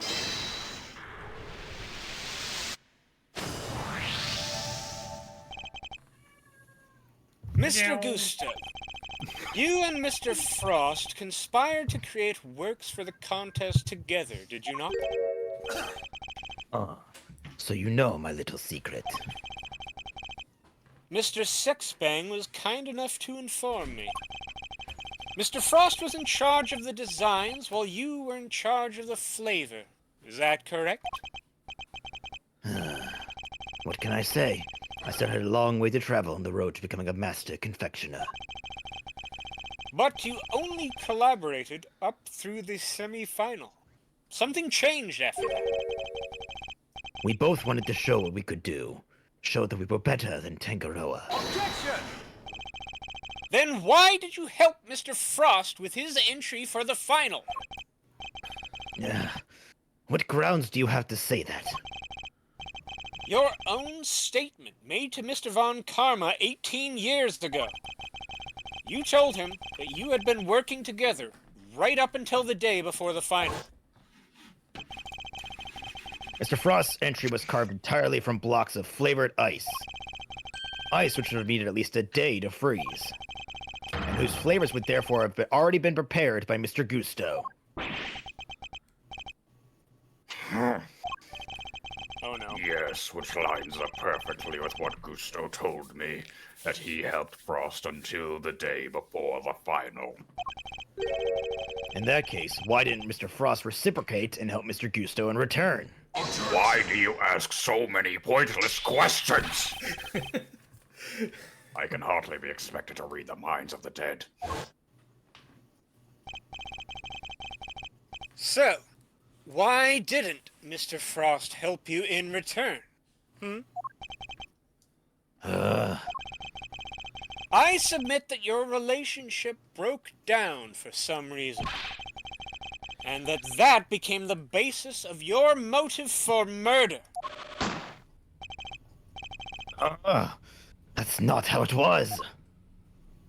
He was seeing someone else. Sure, we stopped working together, but it was all perfectly friendly.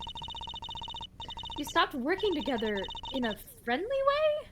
Kinda hard to imagine, but okay. We agreed to see each other on weekends. Besides, how do you think I did it exactly?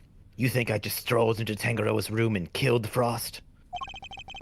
I couldn't have killed the man while Tangaroa was in there working on his chocolate pieces, could I? So you see, it can't have been me.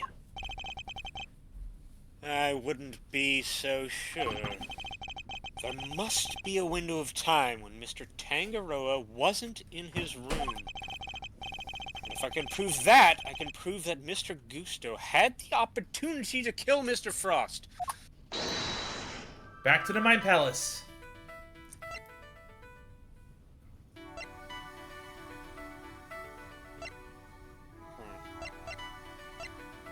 Possibly... Remaining exposures in cookbook, maybe?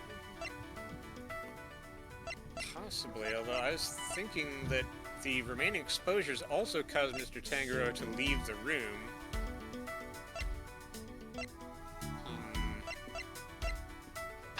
I would think the exposures would go with the cookbook because he wanted to copy what was, like, specific parts of the cookbook. But it might work better with the motive of getting him out of the room. Was he able to open the cookbook, though? Because it was, like, reset in the frame. Everyone was able to... Everyone knew where it was, and... Did everyone have access to it? Like, could they have just taken it off the wall? As long as the room was unlocked, anyone can go in there, yeah. Yep. Let's try this. Ooh, damn it. Yeah. That doesn't add up. Yes, it does. You're just dumb. That doesn't add up without way more paragraphs of the supplementary material. Edgeworth insulting himself?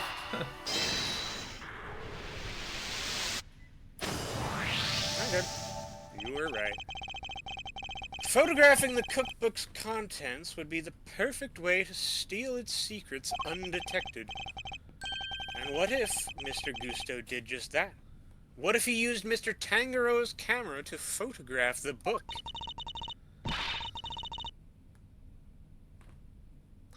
And Miss Great Thief. Oh no, I think she went away for a bit. The cat catnapped her. No! Now we can't finish this case. All the tears. Anyone know where she went? I don't know. Great. Katie, we need you. Oh no, Kay has stolen Katie. Kay has turned into It's the Maya. perfect crime. Oh no! I'm going through my Maya arc. Gotta be captured. Now Edge has to come save me. Ow. Oh no. We must. It's the So second my game. turnabout all over again. Exactly. I'm gonna. Sorry, I'm she- here. Yeah. Sorry, Kay was stealing Judge Gavel's alcohol. Oh. Okay. Wait, aren't you underage? No, I'm not. Not anymore, she's not.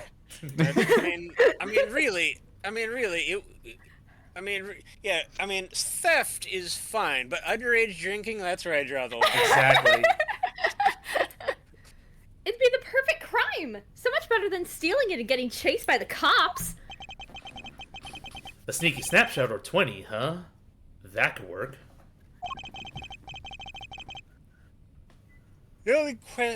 Excuse me. The only question is, when would he have done it? Good question. What about during afternoon tea? Didn't Alicia say that Gusto and Frost had missed out on a little tea party they had?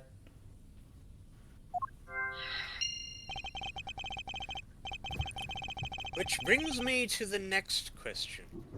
When do we know for certain that Mr. Frost was still alive?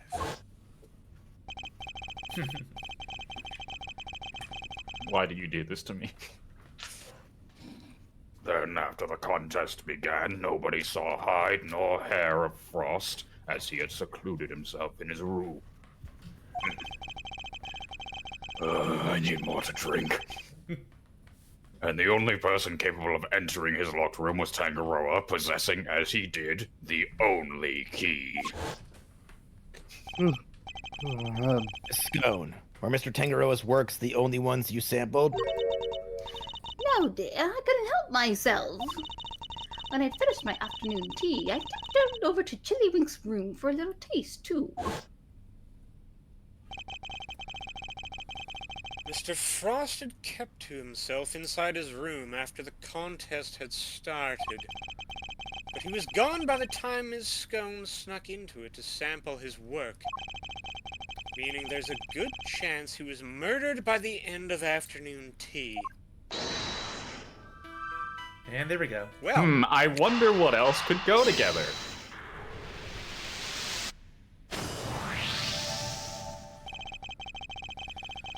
we can be sure that Mr. Frost was alive until the beginning of afternoon tea, making tea time the only window during which Mr. Gusto could have killed him.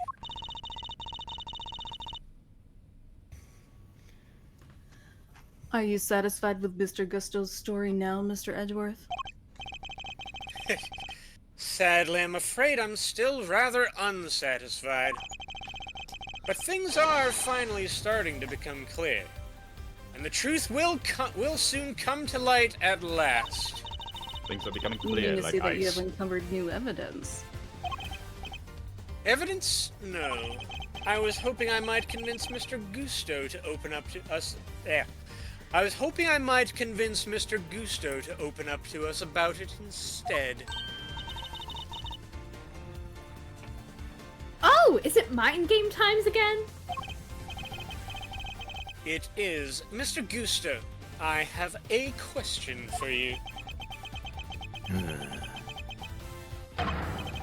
I said I have a question for you. What is it? I was taking a nap. You chose to make your entry for the final on your own. I told you. I wanted to test myself. I wanted to prove I was the best in the world. If that were the case, then surely you wouldn't have chosen to cheat in the first place.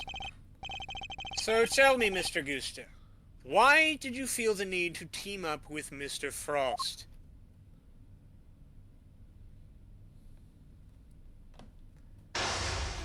We're back to this again. 18 years ago, Mr. Gusto and Mr. Frost collaborated in the confectionery contest. But why did they work together?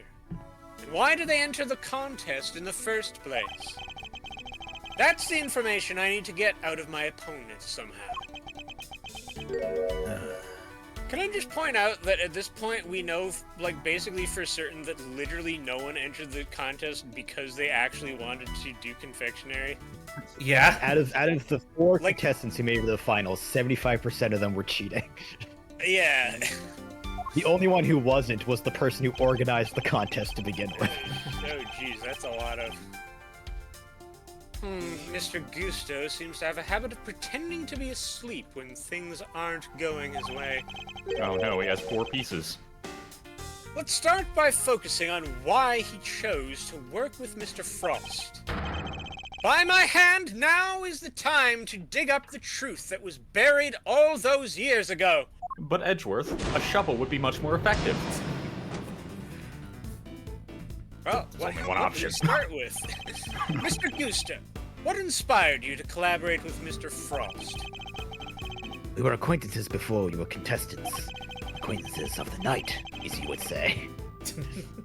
He was interested in signing up. He was interested in entering the contest, so we decided to sign up together.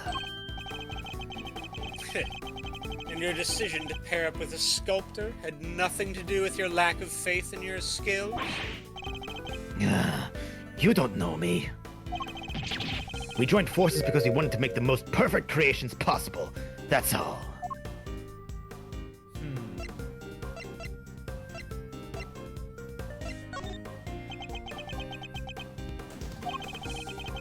Frost's son and mine were in the same grade at school. So we got along pretty well, too. Oh, so you were just 2 friends who happened to try for the title of World's Greatest Confectioner?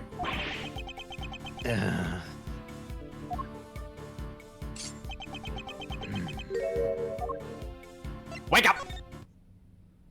Wake up! Pretending to be asleep when the going gets tough won't work on me, I'm afraid. Mr. Frost was a sculptor, Mr. Gusto. I doubt he cared much about winning a title for confectioners. In which case, he probably had a different motive for taking part in the contest. Wouldn't you say?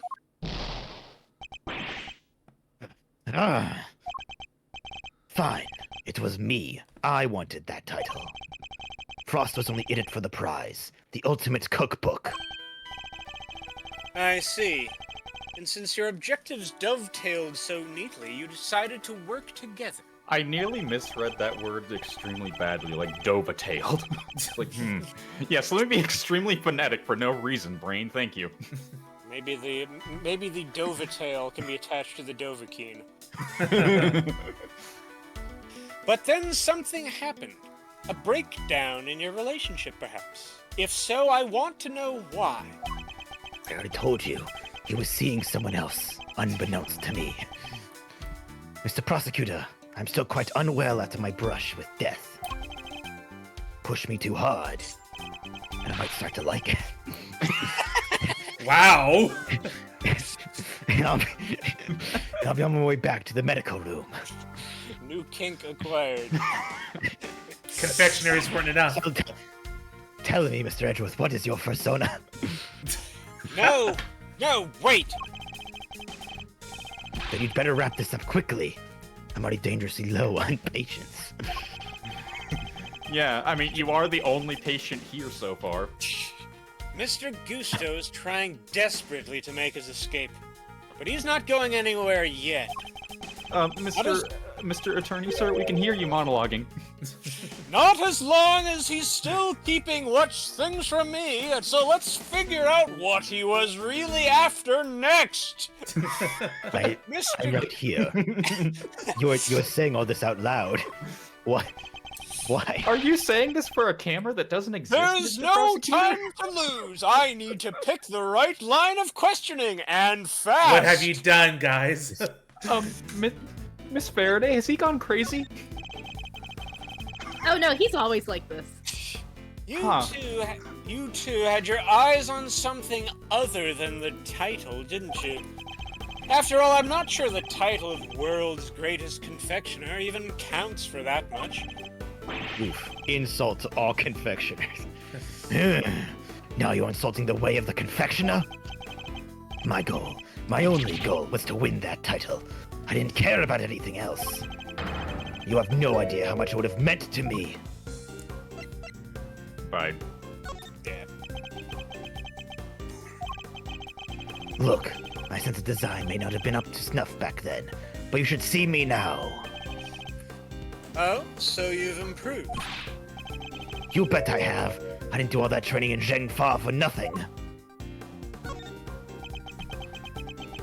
The furries taught me well. I looked up to Tangaroa, you know. Spent hours poring over the designs of his work. Most people that I know bake pretty well are either Can I furries just- or bronies. Can I just say, I know it's supposed to be the case that he's laughing, but it really looks like he's like having a seizure.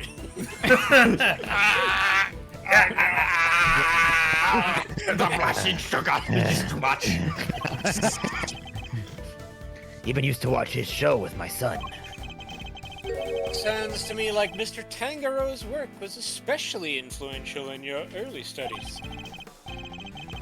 And with his recipe book, you might have even become the best someday.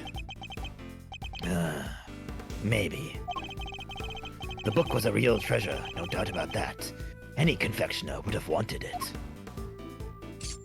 Hey, no, bad.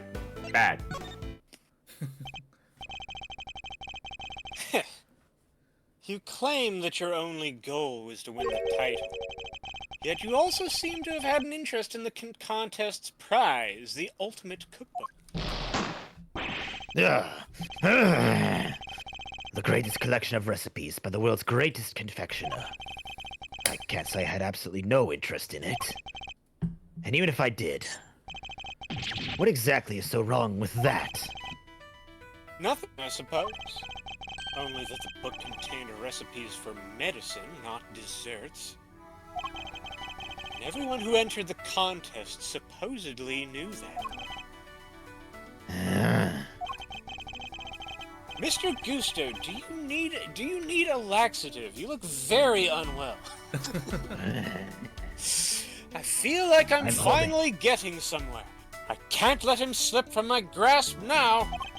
Should I get an actual camera? I just need to stay calm and keep the pressure on. Monologuing's the best. Just holding back my urges. Next, let's find out why he wanted the cookbook. I'm just imagining all this is going on. And, you know... Also, the pause. the fountain guy is still there. He's just set up a camera on a tripod to record all this. Also, pause. I don't know if you noticed, but now, as we're getting in harder logic chesses, there's actually wrong questions to ask. So be wary. Yes. Yeah. Enjoy! So your plan was to win the cookbook and use it to help you with your own creations. What else? A book like that could have improved my craft tenfold. You could have made a lot of money if you'd sold it. I don't know much about what was actually in there. But it was worth more than money, I'll tell you that. Right. No, stop. Oops. What? Well, too late. No, it's like, stop pretending to sleep. Oh, I thought you were telling me to stop. No. Come now, Mr. Gusto, I think you know more about the Ultimate Cookbook than you claim. They told us a little about it at the start of the contest. Then you know what kind of recipes it actually contained, don't you? And that there weren't dessert recipes at all. I mean, there were some in there, but not all of them. I see you did your homework. Fine. So you know what was really in there. The Ultimate Cookbook, or the Angel's Cookbook, to give it its proper title. It's a collection of chemical formulas and ways to synthesize new medicines nobody had ever heard of. So he did know that the cookbook actually contained recipes for medicines. This could be an important clue.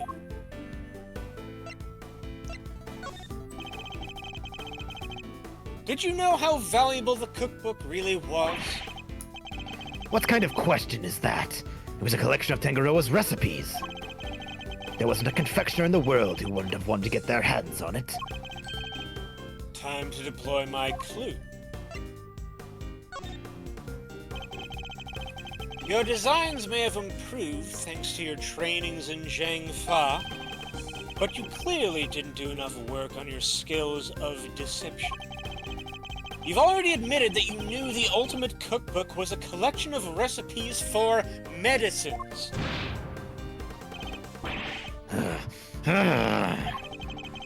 Thereby making your interest not gastronomical, but pharmaceutical in nature. Gusto, stop sleeping! Needed medicine. Yeah. It's the only one that made sense. You're a confectioner, Mr. Gusto. You had no professional interest in revolutionary new medicines, which suggests that your interest must have been personal. I underestimated you. Fine, you're right. Winning the title wasn't the only reason I entered the contest. I needed one of the recipes in that book. It was for my son. He was sick. He was. Tell me more. Was. That's none of your business. I've told you as much as you need to know. He looks rattled, but I can't let him off the hook. Let's find out what this mystery illness was. Incurium. Oh no. Sudden deathitis. Incuritis, baby. Incuritis. I've almost gotten to the bottom of this. I can feel it. Just a few more moves. Ooh, wow. Tell me a little more about your son. He was my pride and joy, and my biggest fan. And you entered the contest in order to help him? You clearly don't have children of your own. Any father would have done the same. I would have done anything to help him. Anything!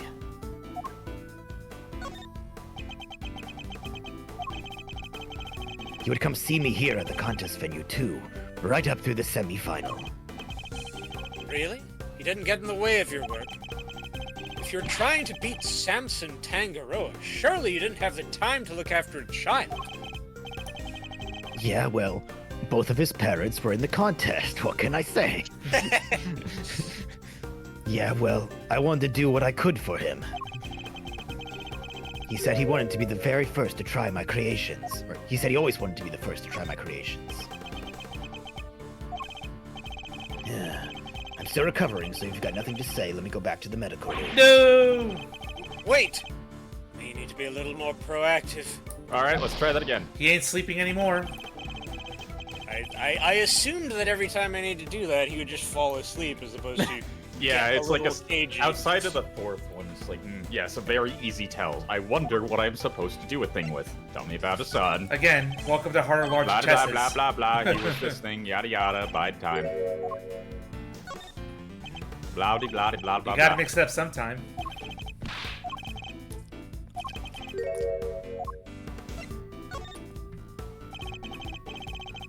You said your son was sick, Mr. Gusto. And yet, he was able to come and join you for the contest? It wasn't that kind of illness. Nothing life-threatening anyway. This feels like it could be an important clue. Could you tell me the name of the disease your son suffered from? You're a real cold customer, Mr. Prosecutor. Isn't it enough that he was seriously ill? Why would you force me to tell you more? Time to deploy my clue. You've already shared with me that your son's illness wasn't life-threatening. So why are you so reluctant to share any further details? He was adopted? It may not have been life, but that doesn't mean it had been. But that doesn't mean it hadn't been life-altering. I see. That must have been very hard on both of you. Of course it was. That was why I did everything I could to find a cure. We were desperate. He couldn't taste anything, not even his favorite desserts. Oh shit, he had long COVID. No! Oh no! Did he have a... Was he fat? Where's your kid? Fat. He ate it. Today I learned you could be too fat to taste food. If you couldn't taste food, I'm pretty sure you'd be skinny as heck. As I understand it, the Ultimate Cookbook contains the recipe for a very particular medication. One that Mr. Tangaroa used to cure himself of his own taste disorder. So he had it too? Two, you say? So your son has a taste disorder then, yeah. So your son has a taste disorder then, am I correct? How did I let that slip? Easily, apparently. You've been asking me to believe that you needed to win the cookbook in order to cure your son. But was that really the case? Of course it was. What are you saying? I'm saying that I'm not so sure that's true based on everything you've told me. I don't have a clue as to how to proceed with this line of questioning. I better try another tack. Oh, goddammit. Alright. But at least we know that's the final one. Yeah, so you needed the cookbook to cure your son. Yeah. Nowadays you can get the medication he needed anywhere. But back then, that book was our only hope. Which is why I didn't dare waste my time on fancy tea parties. I had to give my all to my work. And what about Mr. Tangaroa's work? Surely that tea break gave you the perfect opportunity to go steal a glance at it. What makes you think I had the energy or time to care about what the others had made?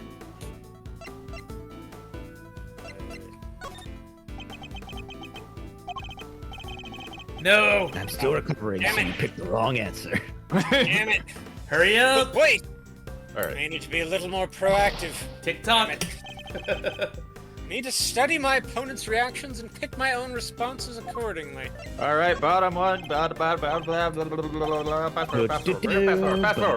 forwarding, sir. He abandoned that tell this Want me whole to be- section. No, instead his tail is sweating. I think you've made it abundantly clear how much interest you had in Mr. Tangaroa's work. What's more, if you were that determined to win the Ultimate Cookbook, I seriously doubt you would have passed up a chance to take a peek at your competitors' entries. I had plenty of chances throughout the contest to see and sample my rival's work, you know. But each time I did, nothing seemed to have any flavor. Oh dear. Must have been nerves or something. Man, is this like catching? Does Edgeworth need to be considered? They all next got day. long COVID. Everyone has long COVID. Oh shit. The next day starts. Mr. Edgeworth goes to drink his tea. He's like, this is off. Nothing Oh, no. Mr. Gusto tasted had any flavor. That seems like it could be an important clue. Alright. Skip. Deploy the first clue. Deploying first clue. Picture struck. First clue deployed, sir.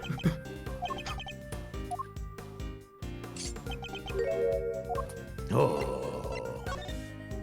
He was overweight, obviously. Your son No, was, he wasn't. I have a picture of him right your here. son was too fat to taste. There's a legendary achievement getting answer that I can't wait you guys get later in the game.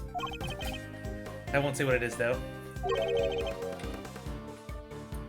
think this is All right, here's where where we want to start going back. You've been asked me to believe that you needed to win the cookbook in order to cure your son, but was that really the case? Of course it was. What are you saying? I'm saying that I'm not so sure that's true based on everything you've told me. Time to deploy my clue. Deploying second clue, sir. Taste disorders are difficult to live with. It isn't easy not being able to enjoy your food. You should know. After all, you just told me you've experienced something like that during the contest. You said that nothing you sampled had any flavor. Those were your words, correct? Which would seem to suggest that you were suffering from a taste disorder. A confectioner without a sense of taste? Not exactly ideal. Are you sure it wasn't actually your own condition you were seeking a cure for, Mr. Gusto? Enough of your speculations. The mic peaked there, but oh well. I've had enough of your speculations. I managed just fine in that contest. Made all my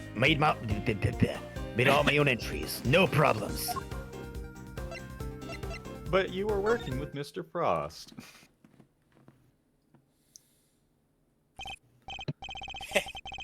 Sorry, but I'm afraid you're contradicting your own testimony. You already admitted that you and Mr. Frost had worked together during the contest. It's too late for you to claim you did it all on your own now.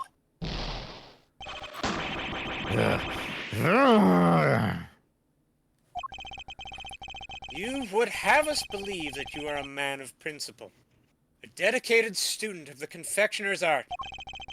Yet you abandoned those principles and conspired with Mr. Frost to rig the contest. All so you could cure your own taste disorder. You got me, Mr. Prosecutor. As you said, my sense of taste was shot. My son's was fine. I'd kept it hidden for so long, 18 years, and nobody knew. Sadly, you can lie to others, but you can't lie to me. Well, more accurately, you can, and then I'm going to prove you wrong. Both Mr. Gusto and Mr. Frost entered the contest hoping to obtain the ultimate cookbook. For the medicine that would cure Mr. Gusto's disorder, and the money it would bring in for Mr. Frost. Thus an uneasy alliance was forged. And that, I believe, is checkmate. Alright. I forget your health refill there. Alright, that's an excellent take, you two. Let's not try to do that again, because that took an hour. I'll admit it. You're good. I never told anybody any of this, but you figured it all out anyway. It's true. 18 years ago, I developed a Agousia. What's a Guzia? It's a taste disorder that makes it so you can't taste anything at all. A confectioner's worst nightmare. Mr. Sexbang, is this what Tangaroa had as well? No. The big man had what they call disassociated taste disorder. Basically, some things could taste just fine, while others had no flavor at all. So he suffered too. Can't have been easy.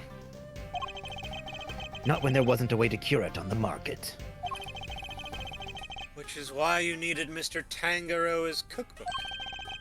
Do you admit now that was the real reason you entered the contest? It was only one of the reasons. I wasn't lying when I said I wanted the title. When I put my mind to something, it gets done, and I won't lose to anybody. I may not have been able to taste it then, but I still knew my stuff was good enough to win. Oh, so you went into the final thinking you stood a good chance of winning. Of course. What was it that Fender had said about what Mr. Tangaroa thought? Fender? What was it that Sexbang said about what Mr. Tangaroa thought of Mr. Gusto's creations?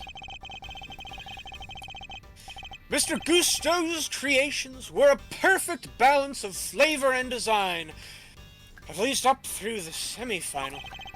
But disappointingly, his entry for the final was subpar on both counts. We were told that your entry for the final was far from the prize-winning taste sensation you described. What happened, Mr. Gusto? What went wrong that day? Fine. You want me to talk? I'll talk. But you're not going to like what I have to say. Finally, testimony. Frost and I were working together right up through the semi-final. I handled the flavor, he did the designing. But I wanted to face Tigaro in the final on my own. No help, just me and my skills. So I helped Frost with his entry, but mine I did alone. If it didn't taste good in the final, that's on me. What can I say? I lacked training. And that's all there is to it. Happy now? There don't seem to be any obvious contradictions in his testimony. Yep. Not that I thought it'd be easy to get anything real out of him. He's managed to not let slip what really happened for 18 years, after all. Why don't you try pushing him a bit, Miles Areno? See if you can't shake something loose. I think I just might have to, Sexbang. That's right. You got this, my people. Yeah, you can do it. Press everything. Hold it!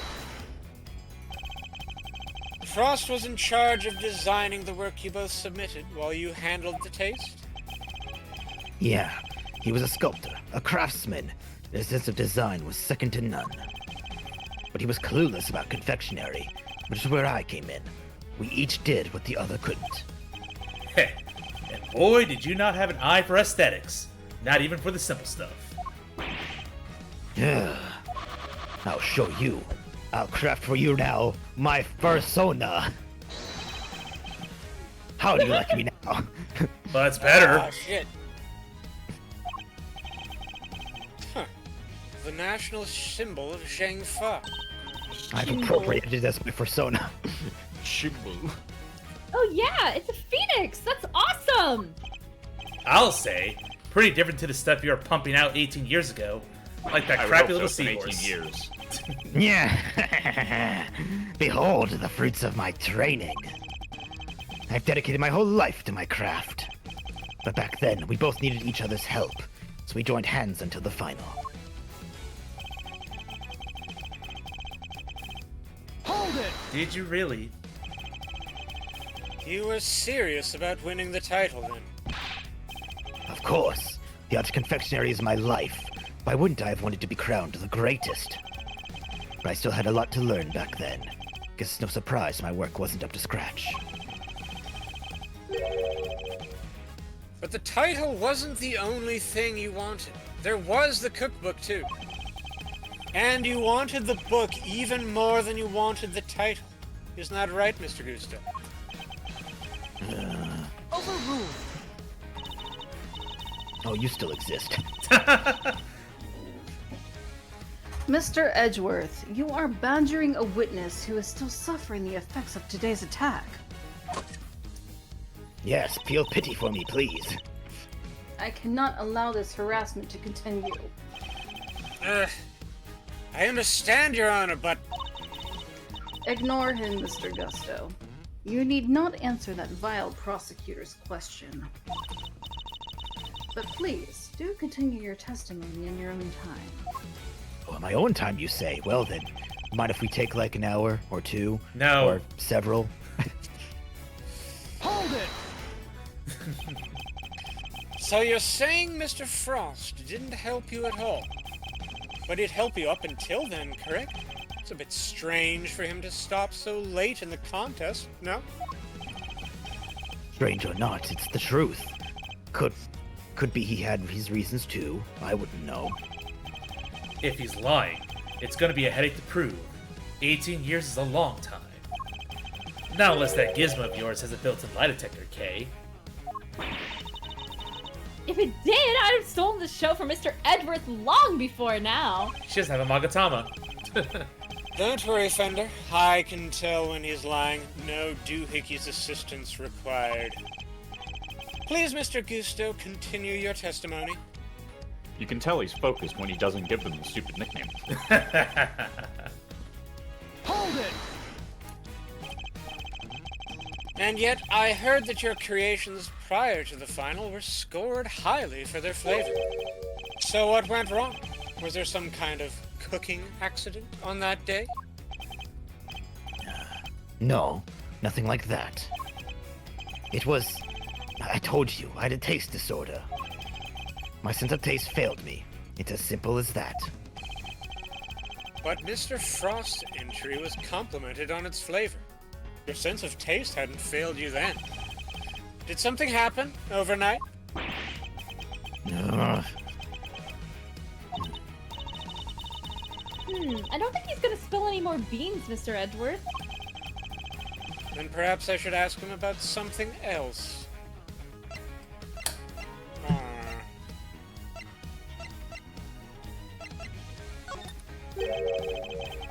You knew Mr. Frost from before the contest, correct?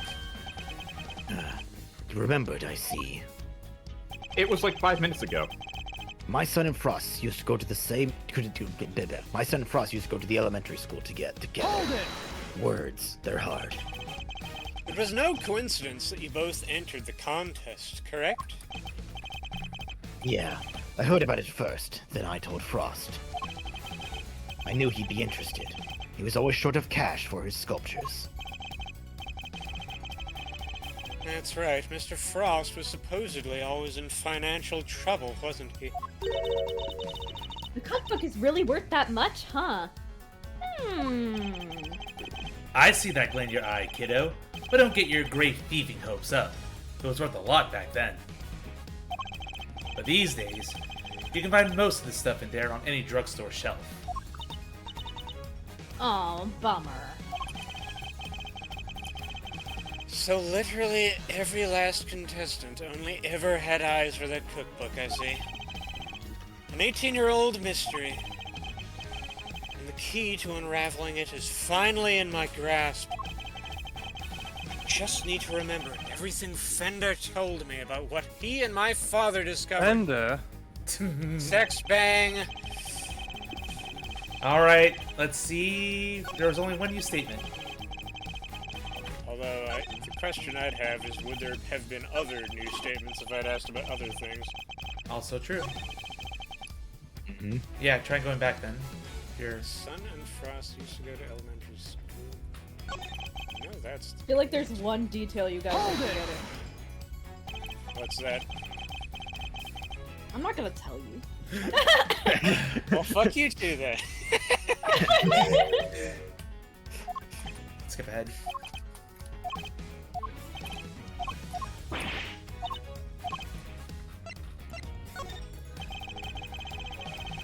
Did something change between the semi-final and the final, Mr. Gusto? Not really. The only difference between the semi-final and the final was that Frost wasn't helping me. Okay, so we do get different lines depending on what. So it's gonna be one of those three that we present a thing against. I think it's this one. Yeah, Check the evidence. This seems the most. Because the only likely. reason his things were able to have that kind, good flavor in the first place was because of his son. So that would also be a difference, but how do you prove that? That's a good point. Ding, Well, look ding, at your ding. evidence. Is there something that talks Now about his remember, son? there's a detail. Oh, visited his father daily up through the semifinal. Yeah. Okay. Aha! Good job. I was You like, guys you followed guys are that one forgetting quickly. about the sun. The No, I'm not sun! forgetting. I just wasn't really. I wasn't contributing. I forgot that it had come out that his son didn't have that condition. So yeah, that makes perfect sense now. I can think of one significant difference between the semifinal and the final, Mr. Gusto. Your son. This is him in the photograph, correct? You told me he was here with you up through the semi-final. He was. What of it? What indeed? He was here with you until the semi-final, until he suddenly wasn't for the final. And just as suddenly your work went from being lauded for its flavor to being lambasted for it. I don't think that's a coincidence. Do you? He wasn't just spending quality time with his father. He was playing a much more pivotal role than that. I just wanted him to see me hard at work, to show him I was trying my best for us. Who knows? Maybe it was him being here that helped me do so well in those early rounds. He talks good game, but nothing about this guy screams super dad to me.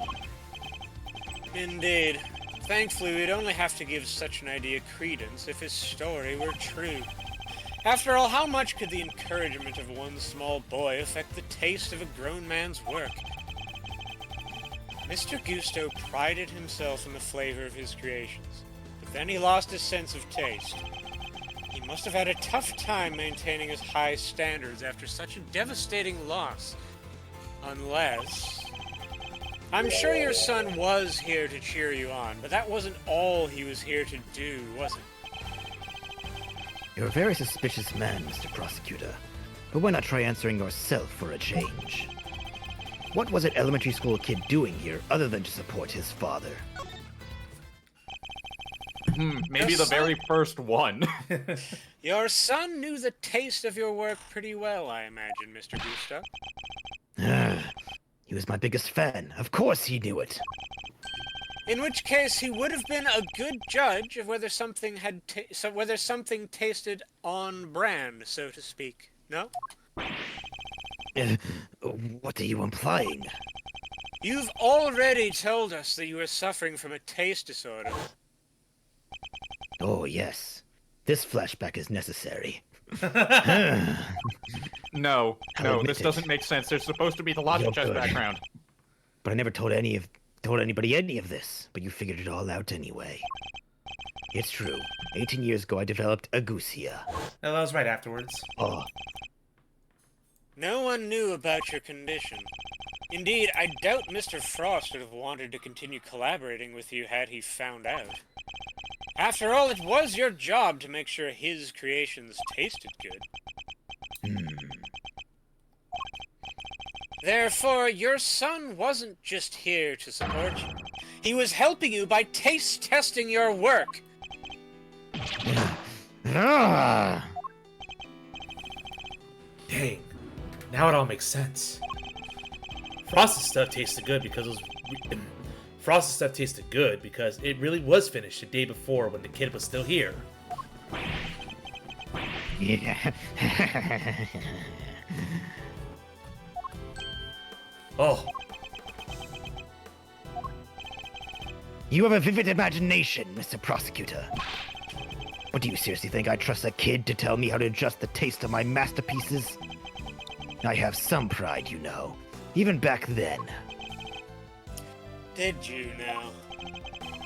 My designs may not have been much to write home about back then. But I always knew my work tasted better than anybody else's. You think I'd risk everything by putting my reputation in the hands of a child? This is just more speculation. That's all it is.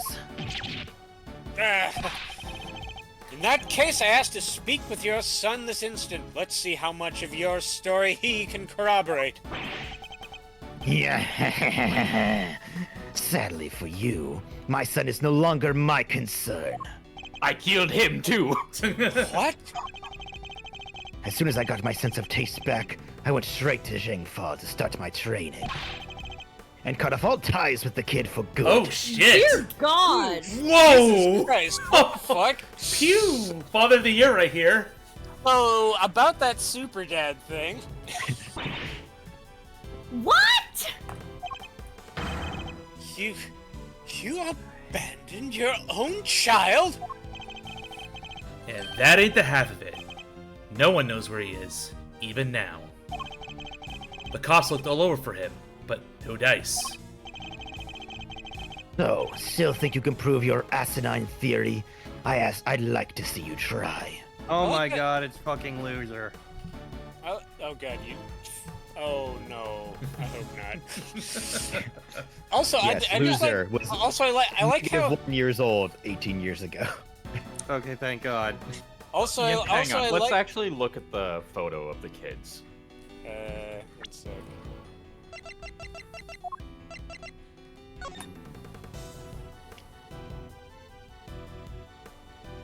I'm assuming Does that this is look the like one on the anybody? left. The one on right? the left is probably Frost. Frost Skid. Yeah, the one. Or yeah, the one on the right. I mean, that. Fuck, that's No, not no, it's not loser. Loser has brown hair. There you go. Contradiction solved.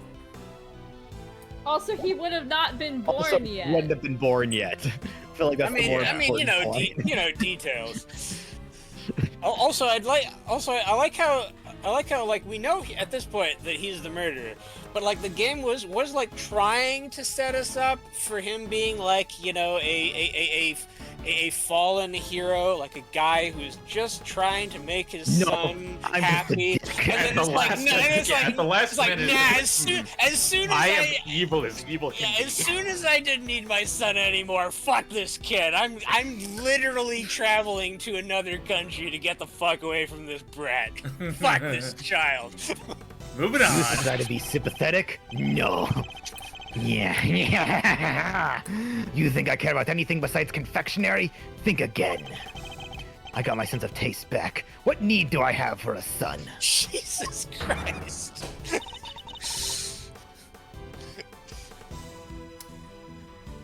Silence in the courtroom. While Mr. Gusto's words and actions may demonstrate a certain lack of humanity on his part, That's an the goddess of justice cannot judge him for that. I can be as Therefore, bad of a Mr. dad as I Edgeworth, want. I believe it is time for you to admit defeat. Yeah, give it up. 18 years is a long time for anything to surface now, proof or otherwise. Ugh. Mr. Edgeworth, we have to do something! If we don't, the truth might be lost forever! Where are you, Detective Gumshoe? Sorry, Lines! I kind of fell asleep all the way during the beginning of your whole mind chest thing and was struggling to stay awake. I'm back now, but anyway, can't imagine whose blood it could possibly be, but I'll get it tested right away, sir.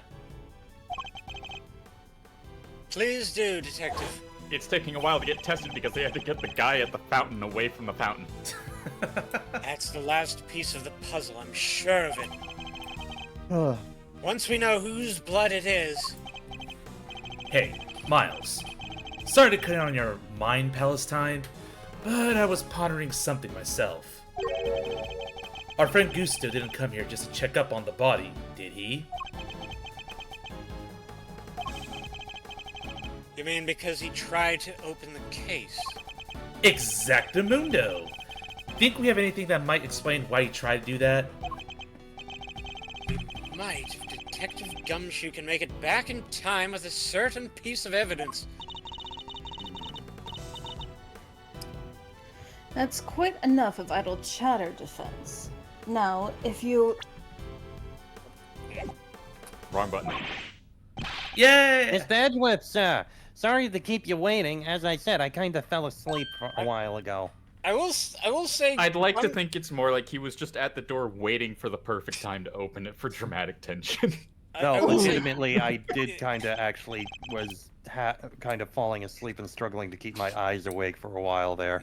I will say that that Gumshoe is often kind of dumb, but he does have the world record for like most times bursting through the store at the last minute to deliver a decisive piece of evidence. Let's... Yes. Except for the one time it was actually Von Karma who did that. Well, yes. Speak of the devil. Even then, I think Von Karma did it because Gumshoe was already out of commission. It hadn't, It's yeah, come oh to, yeah, I was in a car he got in a car accident. Where is Gumshoe? On the top right, behind Larry, who's What? apparently sketching What the whole fuck? thing. Why is he up there? He came out of the autumn wing. Or winter wing. I take it you have Winter the wing. test results, Detective? Why is he there? Why is he... I've just been sitting in the room the whole time. AC, Yes, baby. sir. The lab just got back to me.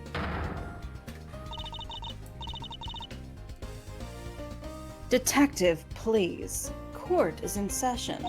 Yes, that's a perfect time to present evidence.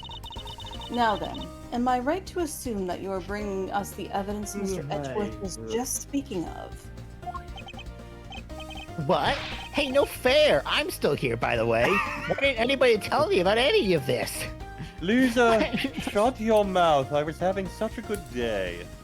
Yeah, for a moment I forgot he existed. It is indeed the evidence in question, Your Honor. It needed testing, so I asked him to carry it out. What the? Why is everybody always helping you? Because I'm not a little bitch, unlike some people here. Damn! Stream over. That's it. I'm supposed to be the one in charge here. Boy, you are not even a little bitch. If you were a little bitch, that would imply you were a female dog, and people actually like dogs. You're more like a little roach. Very annoying and refuse to actually go We have away. found the instant pill to get him to wake up is just bullying Eustace. Mr. Loser, I'm sorry I didn't involve you, but this is important. Can we at least hear what the detective has to say? Maybe you're complaining for after the movie is over. Well, Maybe next time we can give you, I don't know, toy cars to play with. well, I'd give all you right. some jingling keys, but those I tend to hand over to the judge. Not So, you, detec- Gabelle, the other judge. So, Detective Gumshoe, what did the tests have to tell us? You're not gonna believe this, but the owner of the blood we found in the liquid at the bottom of the Gemini case is Carmelo Gusto, the victim of the poison gas attack. What are you talking about? Thank you, Detective. You've been very helpful. Do I get a Well, raise, sir? Well, don't push your luck, Detective. I won't cut your salary. How about that? Your money won't go up, but it won't go down. Well, it looks like my suspicions were correct. What do you mean, Mr. Edgeworth?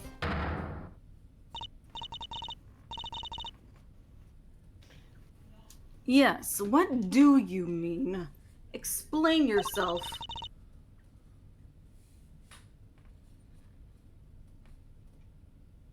What is the significance of this blood to this case? It's only the very thing the perpetrator of the IS-7 incident has been trying to hide all these years. The fact that your blood was found inside the Gemini case, Mr. Gusto, is as good as us finding your blood lying right next to Mr. Frost's body. Overruled. Well, why would there be traces of your blood there? Of all places, Mr. Gusto. If you won't answer her honor, Mr. Gusto, then I will. There wasn't just blood in the liquid from the Gemini case. There were traces of salt and sugar, too. There were? And if you remember, one particular part of Mr. Frost's work was allegedly very salty indeed. Oh yeah. You're talking about what Delisha told us back then, right? What was it again? Did they ever? I've never tried ice so scrumptious in all my life. Really? Man, I wish I could have had a bite. Well, scrumptious, except for the salty bit, of course. That was unbearable. The salty bit. It's in the other photo you've got there. This bit, the hoppy thing. Gemini's liar. Yes, the lyre, and only the lyre, tasted as if it had been flavored with salt. There were no traces of salt anywhere else in Mr. Frost's entry. Like the lyre was crafted by a liar. Very interesting. Then perhaps you can tell us, Mr. Edgeworth, where did the salt on the lyre come from? Mm-hmm. What? Oh, and blood is salty. No, the salt lamp itself. Oh, right, it's a salt lamp. Okay, well that's simpler. I forgot the lamp was made of salt. That is the lamp from the IS-7 incident. Indeed, and I believe that the salt that gave the lyre its flavor came from just such a lamp. Mr. Von Karma had established that both salt lamps were in Mr. Tangaroa's room at the time of the crime. One of them was used to kill Mr. Frost, and it was stained with his blood, but no corresponding pool of blood was found in Mr. Tangaroa's room. Right, because the culprit had chucked the piece of chocolate with that on it into the little stream. Furthermore, aside from the lyre, no traces of salt were found anywhere else in Mr. Frost's room either. Hey, come to think of it, the lamps we found in Alicia's room were both broken. The lamps appear to be broken. Bulbs are smashed, both of them. Maybe they fell and broke on the floor? We never did figure out how the one that wasn't used to kill Frost got busted, but... Are we thinking maybe it had Gusto's blood on it at some point? Anyone whose blood was found on one of the lamps would have been a person of interest to the police. So the killer needed to hide the blood somehow, and in a way that wouldn't arouse suspicion. And you're seriously suggesting that the lyre was used to do just that? I am. I suspect that the bloody salt was somehow applied to the lyre so it could be hidden inside the case. Because unlike the fountain water, the sculptures would have needed more time and care to test properly. And so he waited and waited for his chance to He waited and waited for his chance to dispose of the lyre undetected. Then the reason he's here today is... 18 years ago, Mr. Frost's body and the evidence pointing to his killer were taken away together. This, of course, was not part of the perpetrator's plan, and thus, a new dilemma arose. The possibility that the body, the incriminating evidence, or both, would resurface one day. So back he comes 18 years later, sneaking in bright and early to try and cover his tracks. This case is a fucking mess. Well, Mr. Gusto, are you finally ready to admit it? That you are the person responsible for the IS-7 incident?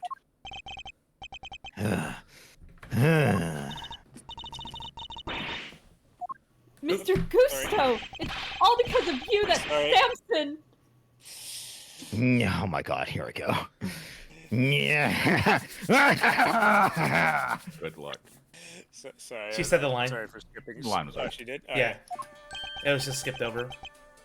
I'm just good at reading. Gusto.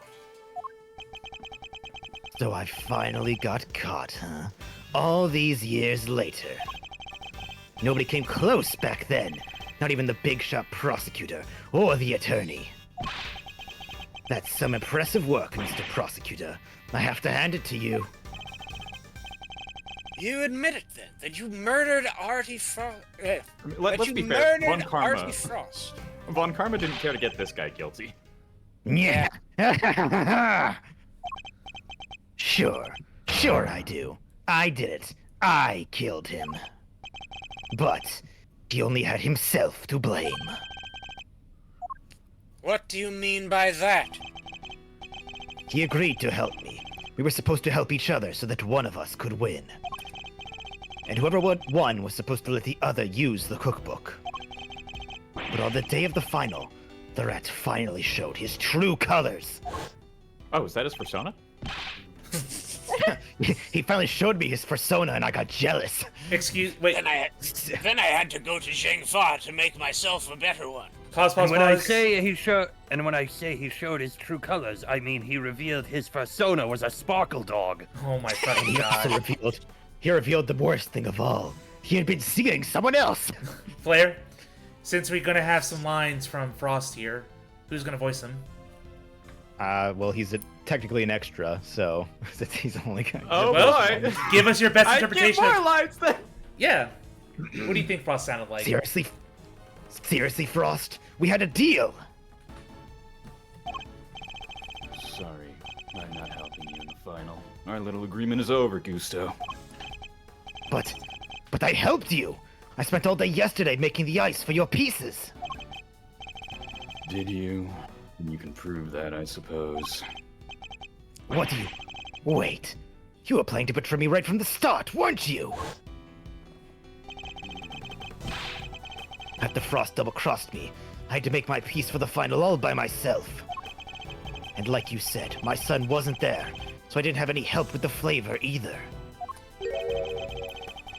So much for the pride you claimed to have in your ability to make delicious desserts. Are those all of the Frost lines? I think No, so. there's a few more. Yeah. Okay. Go ahead and judge. You have no idea what it was like for someone like me to lose my sense of taste. I give up everything to become the best, everything. I take pride in that. Something someone like you could never understand. You're right. I don't understand. Do you take pride in the fact that you resorted to murder? Or that you abandoned your son? Why would I want to understand somebody who could do such things? A man can't afford to rely on other people. I learned that the hard way 18 years ago. My son never showed up on the day of the final. And in hindsight, I wouldn't be surprised if Frost was the reason why. Why would you think that? What exactly happened to your son? How am I supposed to know? I told you, he's none of my concern anymore. And according to you guys, nobody knows where he is now either. And you don't care? You're horrible! So with his disappearance, so too went your chances of winning, correct? Yeah, I had to find another way of getting my hands on that book. That's when inspiration struck. I decided to skip afternoon tea and snuck into Tangaroa's room. It should have been so easy. All I had to do was photograph the formulas I needed and get out of there. But then Frost showed up. More lines. I thought I might find you here. Stealing recipes from the famous cookbook, hmm? Frost! What's this? A cure for taste disorders. Oh no, that's just too tragic. A confectioner can't taste anything? What will people say? If you tell anybody, I'll... Ugh! Yo, what? You can't even hit me, you miserable worm. Why, you... Frost shall be hard when I went to punch him. Knocked me clean off my feet. I crashed into one of the lamps. Must have been when my blood got on it. So Mr. Frost wasn't the first to get hurt. When it was all over, I realized I had to get rid of that blood somehow. So I scraped off all of the bloodied bits. Hang on, I'm also just now realizing, if he really wanted to, he could claim self-defense. Yeah. Yeah? But I mean, I just- that would be nowhere near as easy as the stuff that he did. I reiterate, this case is a fucking mess. Yes, it is. I hate this thing. I mean, I'm enjoying this case. This case has a lot of loose ends. It's that tie stupid, but it's together enjoying. It's enjoyable. but it is definitely stupid. Also, I can't believe this is only the third case. Like, Jesus Christ, we still have 2 more cases to do. This feels like this is taking forever.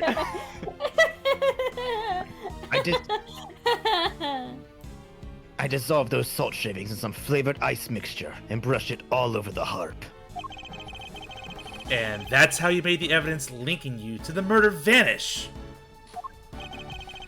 Frost was going to blackmail me. He would have made me give him money to keep quiet about my condition. So you decided you had to kill him? No, I think what was more accurate is, like, he assaulted me, so I murdered him. Yeah, I guess I did. Why would I let him live? Would you want someone holding something like that over your head? Besides, he's the one who drew first blood. Makes for a solid case of self-defense, don't you think? Yeah, see? So why didn't you claim that earlier? So that was the impetus behind it all. Because of his foolish pride. Mm-hmm. Essentially, I guess yeah. I just have to get rid of it. Anyway, I initially took the lamp to Frost's room. Went straight there once I'd figured out how I was going to hide the bloody part. Inspired by all the ice sculpting tools lying about the place, I guess. You're not as dumb as you pretend to be. Yeah, figured I could use them to chip it off and grind it up. Sex Bang's like, wait, I'm not pretending to be dumb. This is my serious face. We're gaming now, Mazarino. Once that was done, painting the stuff all over the harp was easy. But why Samson? Why did you have to frame him? Also, you, Delicia. Hold it! I never meant for the cops to pin it on him. That was your fault. You and the rest of them. Oof. Why do you think I went to the trouble of placing the lamps and cloths back in Scone's room? There's only one reason to plant the murder weapon in the room of another contestant, and that's to cast suspicion on that person.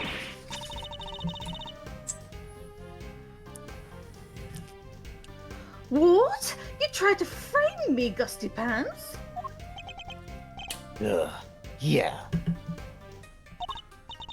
But why? Why, poor old me. Because you wouldn't stop calling me Gusty Pants, Jesus Christ. Cause you were the one Frost was seeing. Oh no! The worst twist of Don't all, come. he was bi. I know, right? Oh god. How could he be bi? Line. My disconnect. Oh no. I respected Tangaroa. He was the best. A true champion. I would never have wanted him to take the fall. But you're a fraud. Your work wasn't even real. You had no respect for our craft at all. You deserve to be punished for what you did. Oh, Gusty, how could you? And had you refrained from eating Tangaroa's work, Frost's body wouldn't have been found. My plan was to wait until Tangaroa was judging your room. That's when I'd sneak the corpse into Frost's room and freeze it. But thanks to you, Bound here found it before I had a chance to retrieve it. I don't understand. Why did you need to freeze his body at all? Ha! Why indeed? Mr. Edgeworth, surely you must know. Why did Mr. Gusto need to freeze Mr. Frost's body? To obscure the time of death? Yeah, that's the only one that makes... Mr. Gusto needed to freeze Mr. Frost's body in order to obscure the time of death.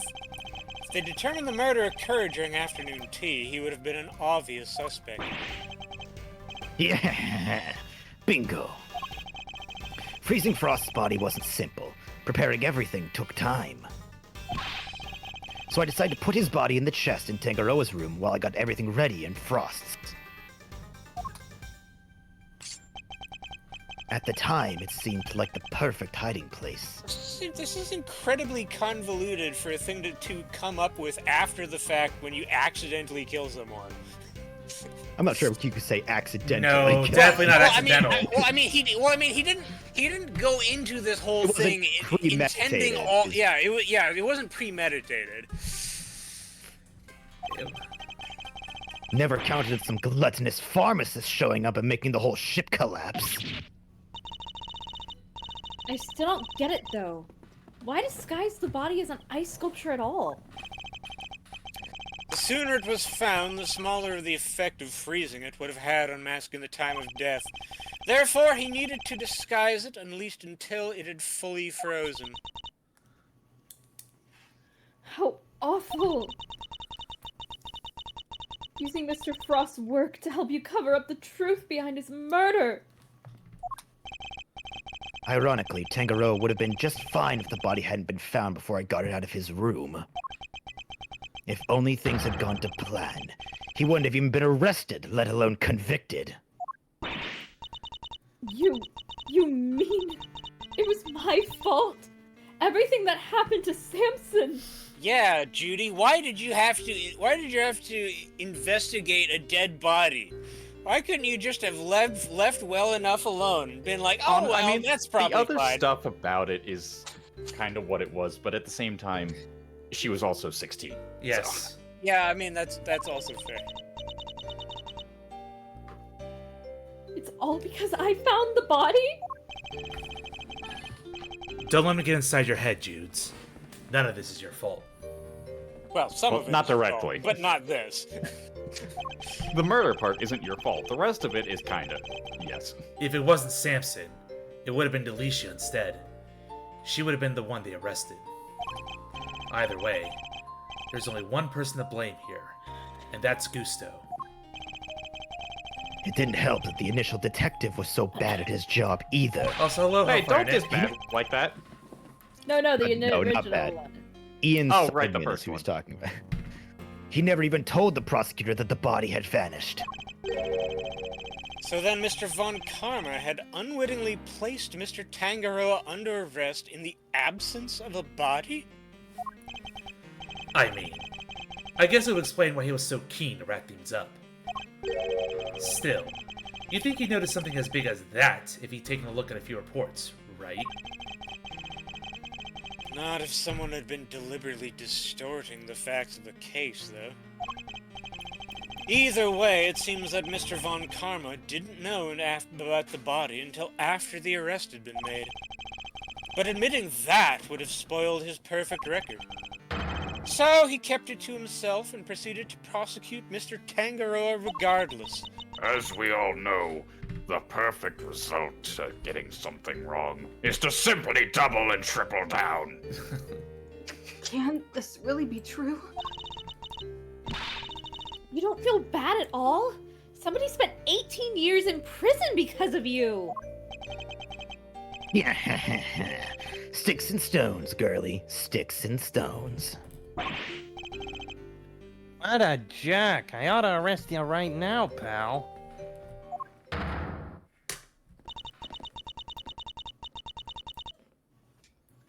I'm afraid I can't allow you to do that, Detective.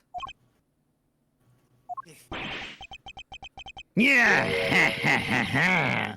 So you noticed, huh? Glad somebody did. The judge is right. You can't lay a finger on me. What? Why? You just confessed to murder! Oh, right, statute of limitations. No idea, huh? Then I guess I'd better lay it out for you. You know what to do. Oh.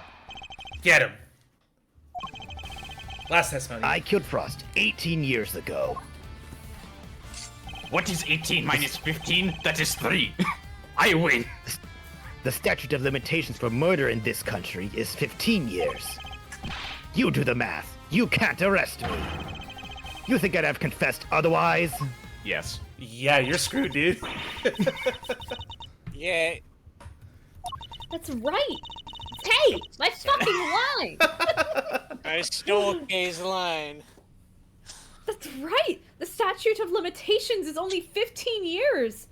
Is this really the end of the line, Mr. Edgeworth? Your famous line. Once the statute has expired, he can't be charged, so... But... But the fine print! How unfortunate, Mr. Edgeworth. I'm afraid that both Mr. Gusto's confession and your deductions will have to be struck from the record.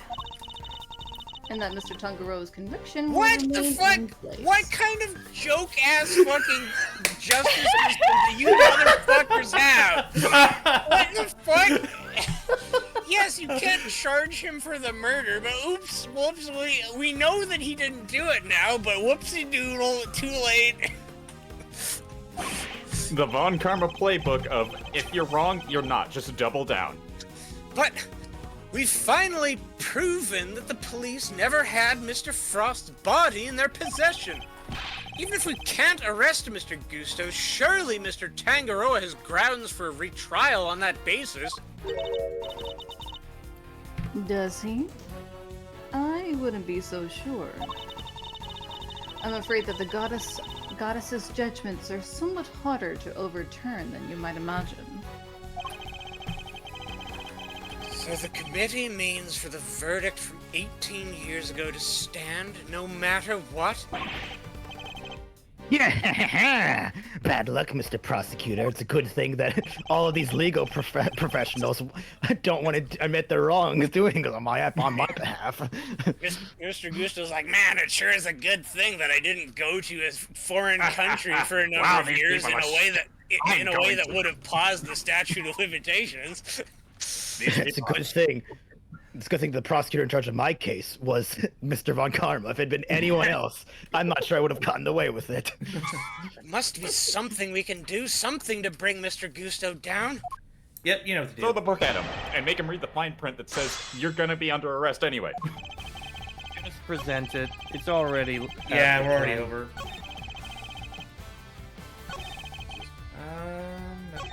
Is it this one or this one? You need to Second press one. something first. Second You need to one. press. Yeah, press the second one. You need to press the second one. Nope. That was the That's the third third one. Oh, I thought you meant the second of the two I was talking about. No. The second of Oh my four. god. We'll be here Come forever. on, don't you know what the second one is? Never say never, Mr. Gusto. Nothing is impossible. I find it even funnier that this Really? is on the line Come that on, says, give it up. do the math. Your father couldn't catch me. What makes you think you can? Would have solved the whole case if it hadn't been for Mr. Von Karma obstructing him at every turn. And now the God damn it, they've typoed it again. And now the statute of limitations is threatening to inter the truth of this case forever. Good job, localization team. Oh my god, this case has so many fucking typos. Don't Mostly listen with to that Mr. case. Edgeworth. You can't give up. Not now. We're doing this for your dad. So we have to see it through to the end. Okay. Over my dead body. The Literally. truth is right there for the taking. What kind of great thieves are we if we don't grab it for ourselves? We. I'm not a great thief, Kay, but you're right. Carmelo Gusto, I won't allow you to make off with the truth. Yeah, do your worst. Alright, second statement, actually. Yeah. I still love this. Like, you do the math. You said this. They said the second one, and you went for the one with 3. I don't think you can do the math. But I was wondering if it was this statement or this statement, and then you said the second, so I picked the second. Depending on your actions of the last 18 years, the statute may not have expired yet. This ought to be good. Alright, I got nothing to hide. No, I'm not gonna I say have it. nothing to hide, except for the fact that I killed somebody. Let's get it. I said the line. Oh, okay. Very well. Tell us where you've been and what you've been doing since the incident. Sure. Not long after the contest, I was able to cure my taste disorder thanks to the formula from that book. And not so long after that, I went to Zhangfa to really buckle down and hone my craft. And abandon my child. That explains a lot. We tried to contact you after the fact, but I guess you were long gone by then, huh? Could be. I left, let's see, around a year after the murder. It was before Tangaroa's last day in court. Going to Zhangfa was the best thing I ever did. Flavor, design, I'm the full package now. And this is also my other persona. No, that's the one from the detective guy from the first game. And on the backs of those whose lives you destroyed. Yeah! What's an omelet without a few eggs? Nothing, Mr. Prosecutor. Nothing! I'm making the mother of all omelets here, Jack. You're Can't fret over every egg. evil. Understatement. Sticks and stones, girly! You can't arrest me, and that's all that matters! I need more to work with. There has to be something I can get out of him. Maybe I can push him further on the statements he just made. Is there anything I should follow up on? Zhangfa. Yeah. Yeah. How long were you there? I'd like you to tell us more about your training in Zhangfa, if you wouldn't mind. Fine. I later went to Zhangfa to train, and I finally became the best in the world. Is that contradiction enough? I don't think so. Yes, it was. It was? What is it? I thought we need to know that he was there. Did we need? Yeah, like how? Did we need to know how many years specifically he was there? Yes, but you only learn that after you present the fact that he was in Zhangfa. Alright, let's just... That's a contradiction. Okay. Zhangfa, and you were there for a while, I imagine. Yeah, I left sometime after the investigation had wrapped up. I'd been meaning to go there and start my studies for a while. And thanks to the hard work I put in... Oh, here we go. What's this one gonna be? Anyone want to make a guess? It is... Dragon! The persona of the guy voicing me. It's His lines Shenron. are now world class. Whoa, that's amazing! I want it. Look it, it's yours. Look at me, I'm Shenron. So he spent some time in Zhangfa training. Do the thing, Edgeworth! End his guy. All right. The final nail in his coffin. Oh, wait, what? Hold on. No, it's not that. You're looking for the stat. You're looking for the book. Oh, yeah. Yeah. At the Why very do end. you go? Wait, what? It's like you're trying to look for the thing at the end of a book by going through from page 1 to 99.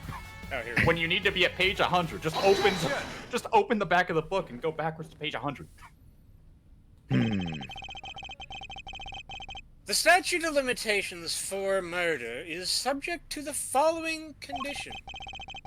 The statute is suspended should the suspect flee to a foreign country.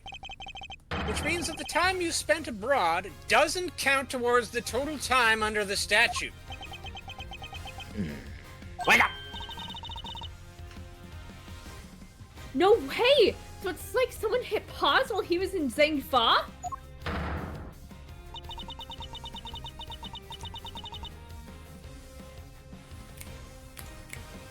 It appears that there may be time left on the clock yet. But that will depend on how long you stayed in Zhangfa, Mr. Gusto. And then he says 2 years. One day? It was 3 years exactly. 3 years? Hold on. Nobody say anything until I've done the math. I mean, he did tell us to do the math. The murder happened 18 years back. The statue is 15 years. Add the 3 overseas. Yes, Sexbang, you can do the arithmetic. 15 plus 3 makes exactly 18! Which means... No way. Wait, if it means exactly 18, wouldn't that mean the statute of limitations has just run out? I think it's that it expired today. Mr. Edgeworth, you did it! The statute hasn't expired after all!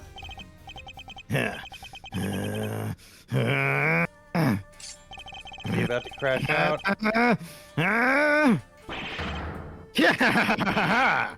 Bingo! 18 years exactly. Glad you worked it out for yourselves.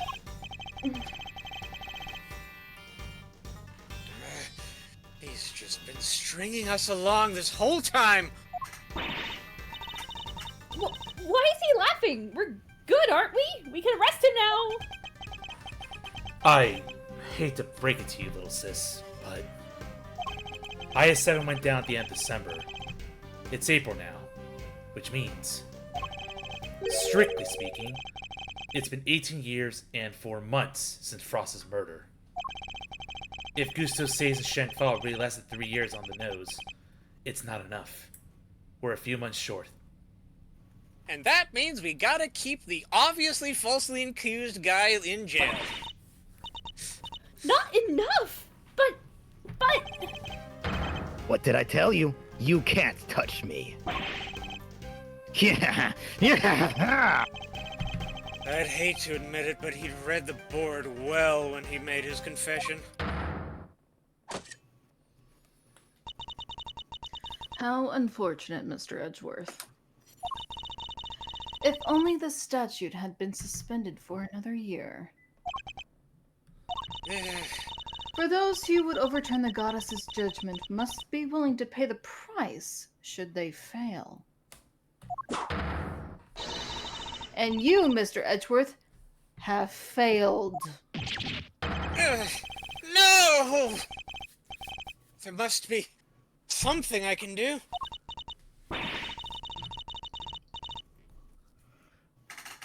I knew it. Well, if the law can't bring Mr. Gusto to justice, then... Judes, what are you thinking? Objection! There's no need to go adding to your rap sheet just yet. No, seriously, go and punch him in the face. We're not done here. Oh, that's it? Far from it. Cause there's still a way we can nail him. There is? Alright, Miles Reno, pep talk. I need to think back over everything we know about the case. Gusto's overlooked one critical thing. It's time to reverse our thinking time. Yeah. Gusto's overlooked one critical thing that you yourself were led to believe wrongly about. Which is? He wasn't there for Samson's last trial, remember? Best I can tell, he doesn't seem to know what the final verdict that came down that day is. Which means there's still one way left to us. Crack open your statues for dummies there and take another look. I have no idea what's actually... Go backwards. There you go. Thank you. Is suspended from the time of any accomplice's indictment to the end of their trial. Oh, and he was technically, according to the law, Convicted as an accomplice. Yeah. Wait, so does this mean that the only way they can took actually... a year. Yep. So does that mean that the only way they can actually fully book him is by having Samson admittedly be an accomplice and not be completely innocent? Therefore, the only way he can actually go into prison is if Samson remains in prison He's been in prison, supposedly guilty for 18 years. I think that's enough. Yeah. 17 years ago, they really did a number on Samson and framed like a pretty picture. But if we make good use of that verdict now, we can make Gusto pay in full for what he's done. Fender, sex bang, are you? Those who overturn the goddess's judgment must be willing to pay the price should they fail. Samson's my client, Miles, and I can't bring myself to use the source of his pain as a weapon in this fight. So whether we play our last card or not, it's gonna have to be up to you. So either let Samson stay in prison and let Gusto go free, or let Samson stay in prison and let Gusto be in prison as well. Yeah, Gee, I wonder which is the better option. This doesn't seem like a very difficult decision. Bringing Mr. Gusto to justice can only happen if I use the outcome of that hard-fought trial. So, should I raise an objection and play that card, or not? Yes, raise the fucking objection. My father and Mr. Von Karma, one sought to reveal the truth, the other to hide it. I know which path I choose to follow, the one that seeks to reveal the truth. This court has reached its final verdict. The court will state that Mr. Gusto has been found not guilty on all accounts. Seriously, I don't want to keep harping on this, but what kind of weird-ass fucking dog shit justice system do they have where a judge could just walk into a place and be like, court is now in session, not guilty, and have that have legal weight? What the fuck? Ace Attorney universe. Yep. I swear, the only reason this place isn't a kangaroo court is because it's not in Australia. No, Your Honor, Mr. Carmelo Gusto is absolutely guilty. And I refuse to let him walk away. His crimes are too unspeakable to go unpunished. Actually, they're quite speakable, but I don't want to. In fact, we're spending quite a lot of to time suggest that you speaking have about them. grounds upon which to call for his arrest.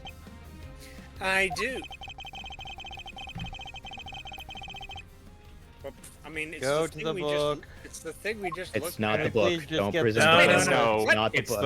the case file. Oh, it's the accomplice thingy. Yes. Yes. This. Yeah, it's that. Yep. Where is it? Convict. You Oh yeah, need convicted pointer. as an accomplice based on his convict. Okay. Yep, so present that. Line though. Oh well. Oh, Very sorry. well. Is there a particular page of the IS-7 case file that you would like me to see? Now to show Judge Gavelle something that proves the statute of limitations hasn't yet expired. Very well. Is there a particular page of the IS-7 case file which you would like us to refer to? The data, suspect. I think? Suspect data, yeah. I'd like to direct your attention to the page concerning the suspect. As you can see, Samson Tangaroa was convicted as an accomplice. And also started the case with black hair. And it took around 1 year from his indictment for that verdict to be reached. Yes, that does seem to be the case. The book you gave us details certain conditions pertaining to the statute of limitations for murder. One of them, as I mentioned, is that the statute is suspended if the suspect flees the country. And another states that the statute is suspended from the time of any accomplice's indictment to the end of their trial. What? Tangaroa was convicted as an accomplice? Yep. Guess you were in Zhang Fa when the verdict came down. Samson was convicted as an accomplice, not as the main perpetrator. Which is clearly news to you. And not good news either, am I right? What? But how can that be? Tangaroa was an accomplice to anyone. He was innocent and you know it. Oh, we know it. It's what we've been trying to prove all along. And in a pleasing twist of fate, his wrongful conviction will be the very thing that sets him free. If you spent 3 years in Zhang Fa and your accomplice, Samson Tangaroa, was on trial for 1 year, it means you can still be charged with Mr. Frost's murder up to 19 years after the fact. In other words, the statute of limitations hasn't expired at all. Maybe kind of cut out there. Poor microphone. Yeah, lots of I need a new yelling. microphone. All the yelling. Infallible. Let me try it again. Evidence, it appears, That works. is not. It seems the prosecutor in charge of this case may have erred. Oh, now you admit it. Really? You don't say! Unbelievably, we have no choice but to instigate a full inquiry. Why are you disappointed in this? Because How I could wanted this- to keep it the way it You was. weren't. Whoops! I didn't get to read that. Yeah, Thank you, they're doing me. their interruptions again. No. How could this? You weren't supposed to be able to. Objection! Ah, fuck. What? You did it again? 18 years. That's a long time to let somebody else suffer for your crimes. It's time to pay the piper, Gusto, and not a moment too soon. Death penalty. Death by confectionaries. So much yelling. Such a sweet death it is. But I'm finally the greatest. My brilliance has been recognized. I gave up everything for this. Everything, even my son. More's the pity. But you can't run from the law forever because the bills come due at last. All right.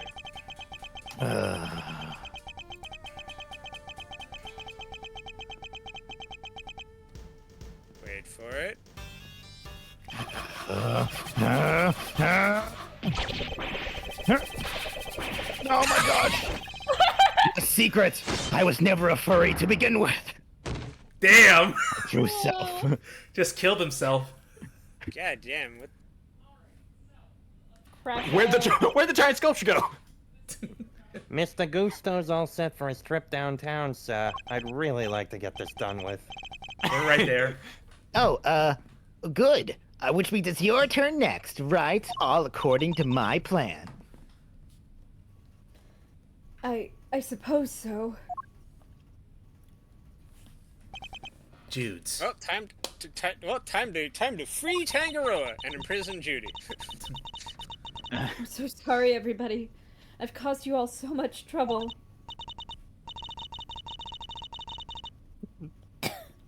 But thank you. Thank you so much for bringing Mr. Gusto to justice at last. I'm afraid there's no escaping the consequences of your actions, Ms. Bound.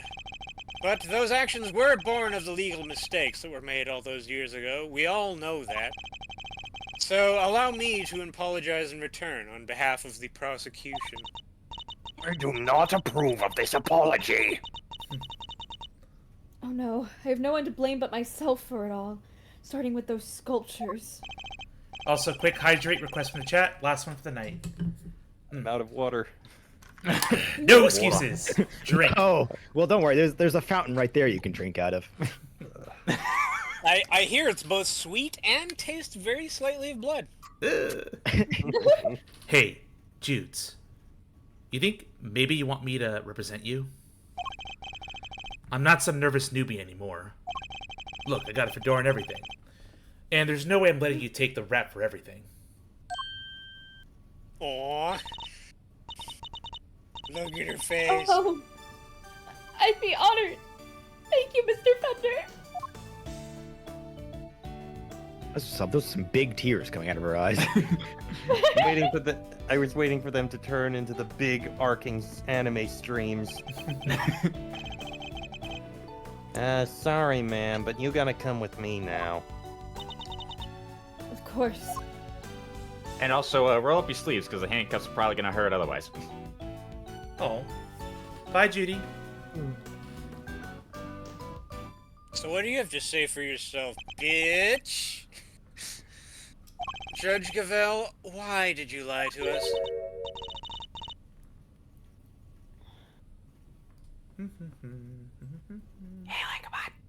Gavel. We want to finish this, Kaylin. Please, I need to go to sleep. I need to wake up at 4. Sorry, I got distracted. Lie. What are you talking about? You implied that there was no case for a retrial, but as we've proven, that wasn't true. Surely anyone truly committed to seeing justice done would have called one as soon as the body was found.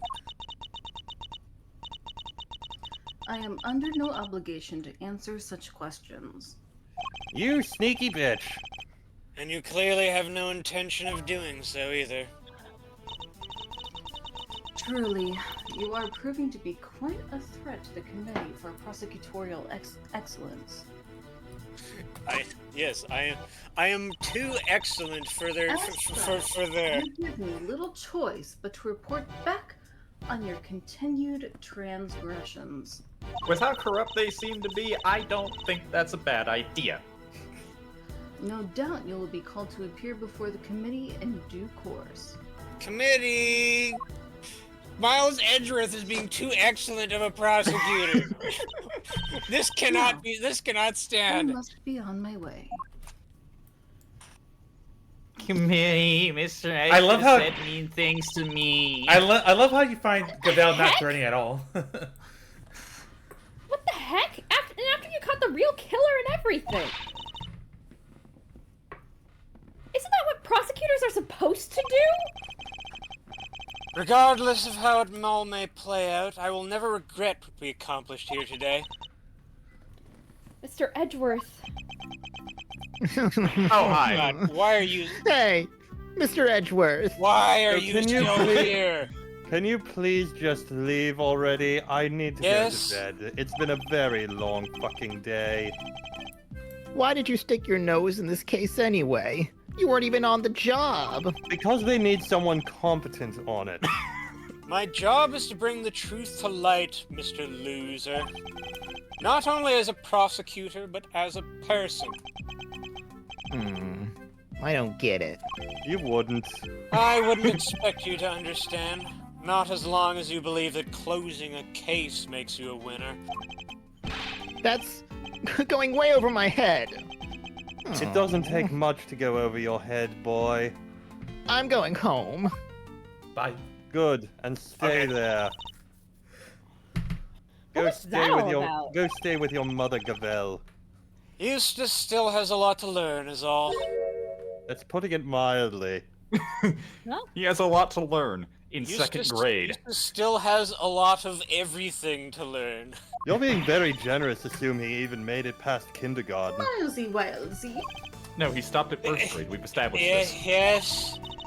I wanted to say, oh, Greggy Pegleg would have been proud of you today. Oh, look at me tearing up. I'm looking at you. You're not tearing up.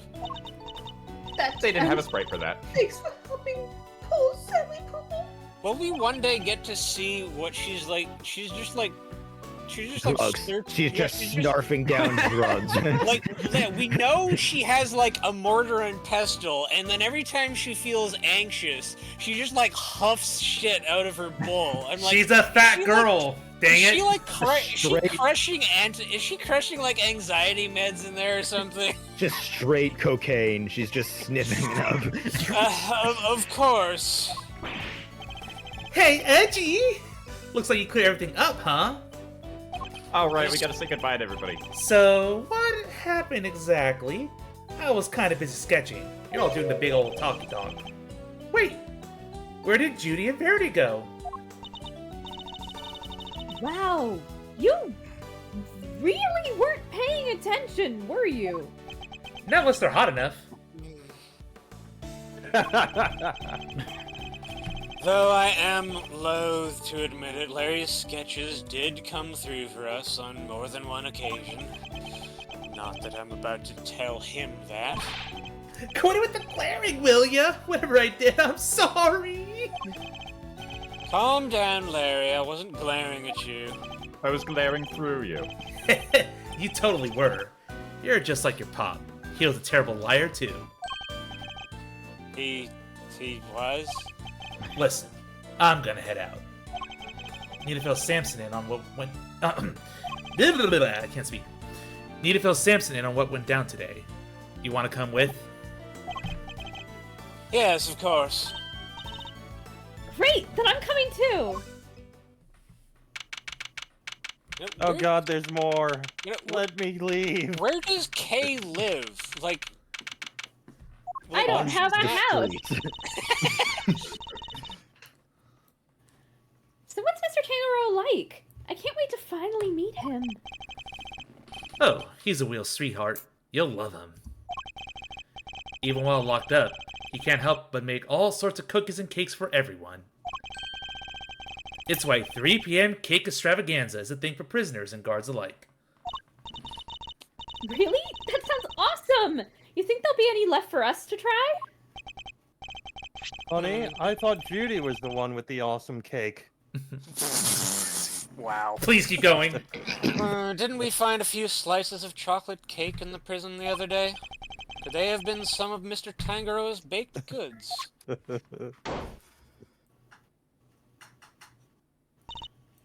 Oh, he's got wrinkles now. Daddy, what are you doing here? I heard you all were coming to see Mr. Tangaroa, so I volunteered to escort him, and they won't let me go. Hello, new friends! I'm Samson Tangaroa. Prosecutor Miles Edgeworth at your service. And I'm Mr. Edgeworth's trusty sidekick, Kay Faraday. It's very nice to meet you both. Miles here is Gregory's son. Is that so? Your father was very kind to me and fought so hard for my case. But in the end, I betrayed him. I made a false confession and... Don't worry, Mr. Tangaroa. Mr. Sexbang has explained everything to me. He sure did. And now, we're going to tell you the truth about what happened 18 years ago. And also, The truth. your Judy's locked up now. Your surrogate daughter might be locked up. Judy did all that for me. Crazy kid racked her brain for 18 years until she finally figured out how to set you free. What can I say? Turns out, she really would do anything for you. Turns out she was duty bound to you. Oh, Judy, I never did anything to deserve such devotion.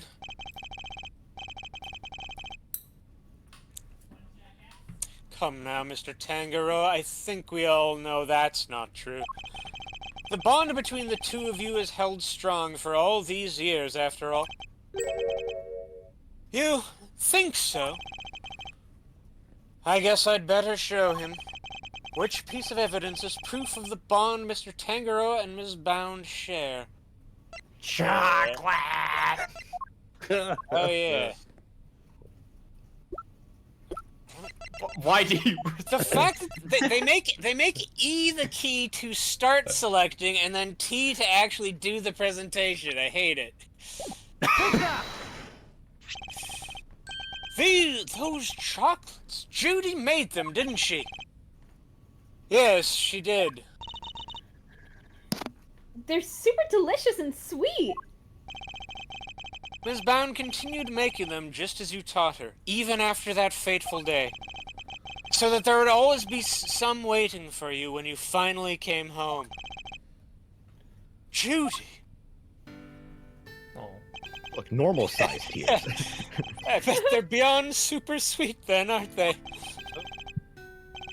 Very much so, I'm afraid. I only wish we could hand them to you. Don't worry, sir. I'll make sure he gets them later. Which would be a clear breach of prison policy, not that I have the authority now to stop him, anyway. Thank you very much. You know, Detective, something about you reminds me of Detective Bad. Really, pal? Because I look up to him a lot. He's my role model. Please, can You we sound finish this? proud. Every minute goes by. The cat Don't gets more say- settled in my lap. I need her to move. It seems fate likes to bring people of all sorts together, huh? You hang in there, Samson. You too, Detective. Just a little longer. I'm going to cry. I'm so sorry. I should be able to get you. I should be able to get you out soon. Not soon enough. I'm sorry. Stop it. I'm crying. Are you good? No, he's tired. We're almost. You're making it take longer. Come on, just go. I'm sorry it's taking so long. Nobody should have to wait 18 years to get justice. I'm sorry it's taking so long. Said both in and out of character. Don't be silly, Eddie. I'm the one who should be saying sorry. Or rather, thank you, truly. Samson. Gumshoe in the corner Well, crying. I guess it's my turn to wait for Judy to come home now. I'd better make sure there's something delicious on the table for her. When she finally walks through that door. Don't let me down, Eddie. Leave it to me, big guy. Is that... no! God damn it! The IS-70. It's been 18 long years, but the case we'd inherited from my father is finally coming to a close.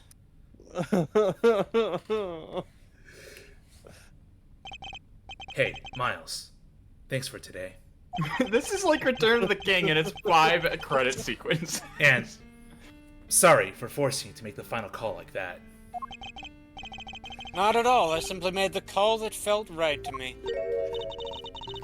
Huh? What are you guys talking about? You know how Samson was wrongly convicted? We had to pretend that he wasn't in order to nail Gusto. And to pretend that he wasn't in order to nail Gusta. Oh. You put the wrong emphasis on the wrong syllable. You know how Samson was wrongly convicted? We had to pretend that he wasn't in order to nail Gusto. But to use his false conviction against him, even to save him. As his lawyer, I couldn't just bring myself to do it. Well, it's a good thing you weren't. Yeah, I can see that. But now that Gusto's behind bars, I can finally start to get that wrongful conviction overturned. Yes, and I'm sure you will. Wait a minute! Does that mean that even if you were only doing what's right, if the false conviction had been overturned before today, Mr. Gusto would have gotten away scot-free? Yep. It's what we folks in the trade like to call a legal contradiction. The law is far from perfect. Because of things like legal contradictions, right? Yeah, but you never know. Things might change. The law is always evolving, just like us humans. Yeah, there might be something like a Mason system or something. Your I don't Uncle know, Eddie that's and a Miles stupid Reno name. included, am I right? Don't be silly. The potential for growth and change in people and the law, huh? So, Miles. Are you going to keep fighting crime as a prosecutor? Or help people as an attorney? It's like the theme of the game. Something tells me you got a big decision ahead of you. Only you can answer. I know. Well, let's just say I won't complain if you show up at the office just one day. I mean, one day. And on that note, it's time for me to skedaddle. Please! For real this time. I owe you big time. And I always repay my debts. I'm so hungry. I'm sorry. But for now, thanks again for today. I mean it. Toodles. Bye. Did he seem kind of in a hurry to get out of here to you? Yes, let's investigate that for the next hour. Let's do logic. Let's do mind chess to figure Shut- out why. And honestly speaking, I'm the one who owes him a debt of gratitude. After all, he gave me the chance to reckon with my father's final case. Mr. Edgeworth, can I please leave? When I was a boy, all I no ever more dreamed lines. of was becoming an attorney like my father. Time for my whole life story. And then during my time with Mr. Von Karma, I learned the way of the prosecutor instead. Eventually, with the help of some good friends, I found my own voice and a new way to live. Mr. Edric, can I go But home now- back in 9 years? Now my career as a prosecutor is at risk of being taken away from me.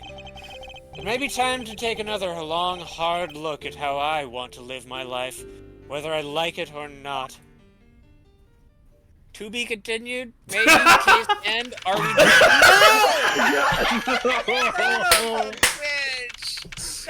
This really is just like Return of the King. Damn it! It's the last scene. Hey, Gregory. Sorry for reporting in so late. Emotional payoff, guys.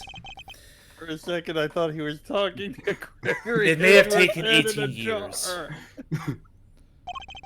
But we're finally in position to prove Samson's innocence. And thanks to your boy Miles. I couldn't have done it without him. You should have seen him. The way he fought for the truth, you gave me chills. It was like I was watching you. Look, I know I'm not half the attorney you were, but those guiding principles you tried to instill in me, I like to think I'm embodying them now as I carry on your legacy. Here's hoping. Your boy will be joining me in that soon. Are we This last done? part's this last part's gonna auto scroll, so read it quick. Am I going to fight crime as a prosecutor or help people as an attorney? What is the right answer? Which path should I choose? Easy peasy. Yes, Yay! Yes! Good night. Yes, we're done. Oh my god. I thought this was the Immediately longest left. case in the game, but no, it was actually the previous case. Actually, no. Yeah, Yeah. The last one was last one was longer. This one was just paced better. Yes, it which is was. saying something with how long this final chapter took. Hey, Oh my god. I know it took so long, but there's like a whole point to it. Like, we're not going to talk about it much because it's already over, but this is seriously like one of the most impactful cases in Ace Attorney history, so that's why they had to really sink it in. Yeah, and I suppose if we hadn't finished it now, we would have been waiting for like A month. 3 days. We've been waiting. We've been three waiting weeks. 2 weeks to get like emotional payoff that lasts Yeah. like 10 minutes. Yeah. Yeah. No, It's no, better that not we 2 did it weeks. here now, though. A month. Because, We've been waiting a month. Yeah. for that. so, Anyway. thank you so much for, Well, we're for done. hanging in people there. should, people probably need to head out. So, Yep. Let's keep it. I'm ending the stream right here. I need to go to bed. Yes. Chess is already gone. I don't blame him. I think it was. Yeah. I felt really bad for him. That was Yeah. that was impressively long. Oh my god. It's like we had to spend the last 30 minutes. Emotional payoff. Emotional payoff. Are the tears flowing yet? Are they? All right, guys. Yeah. Next time in a month, we will start this shorter case. Will take us 4 parts to do, most likely, right before Spoops. So yeah. I think actually we could do it in 3 parts. I'm gonna be real. Well, if we don't Find out. ad lib a bunch of stuff. That's true. That's usually what ends up making these things take longer. All the Yeah. jokes. All right, so I'm gonna relinquish. I'm gonna kick Bright out of here. Thank you, everybody, for those who are staying in the chat. Have a good night. My final stream before vacation will be on Tuesday, as I do more Elden Ring as an emergency stream. Bye bye and good night. Take care. Good enough.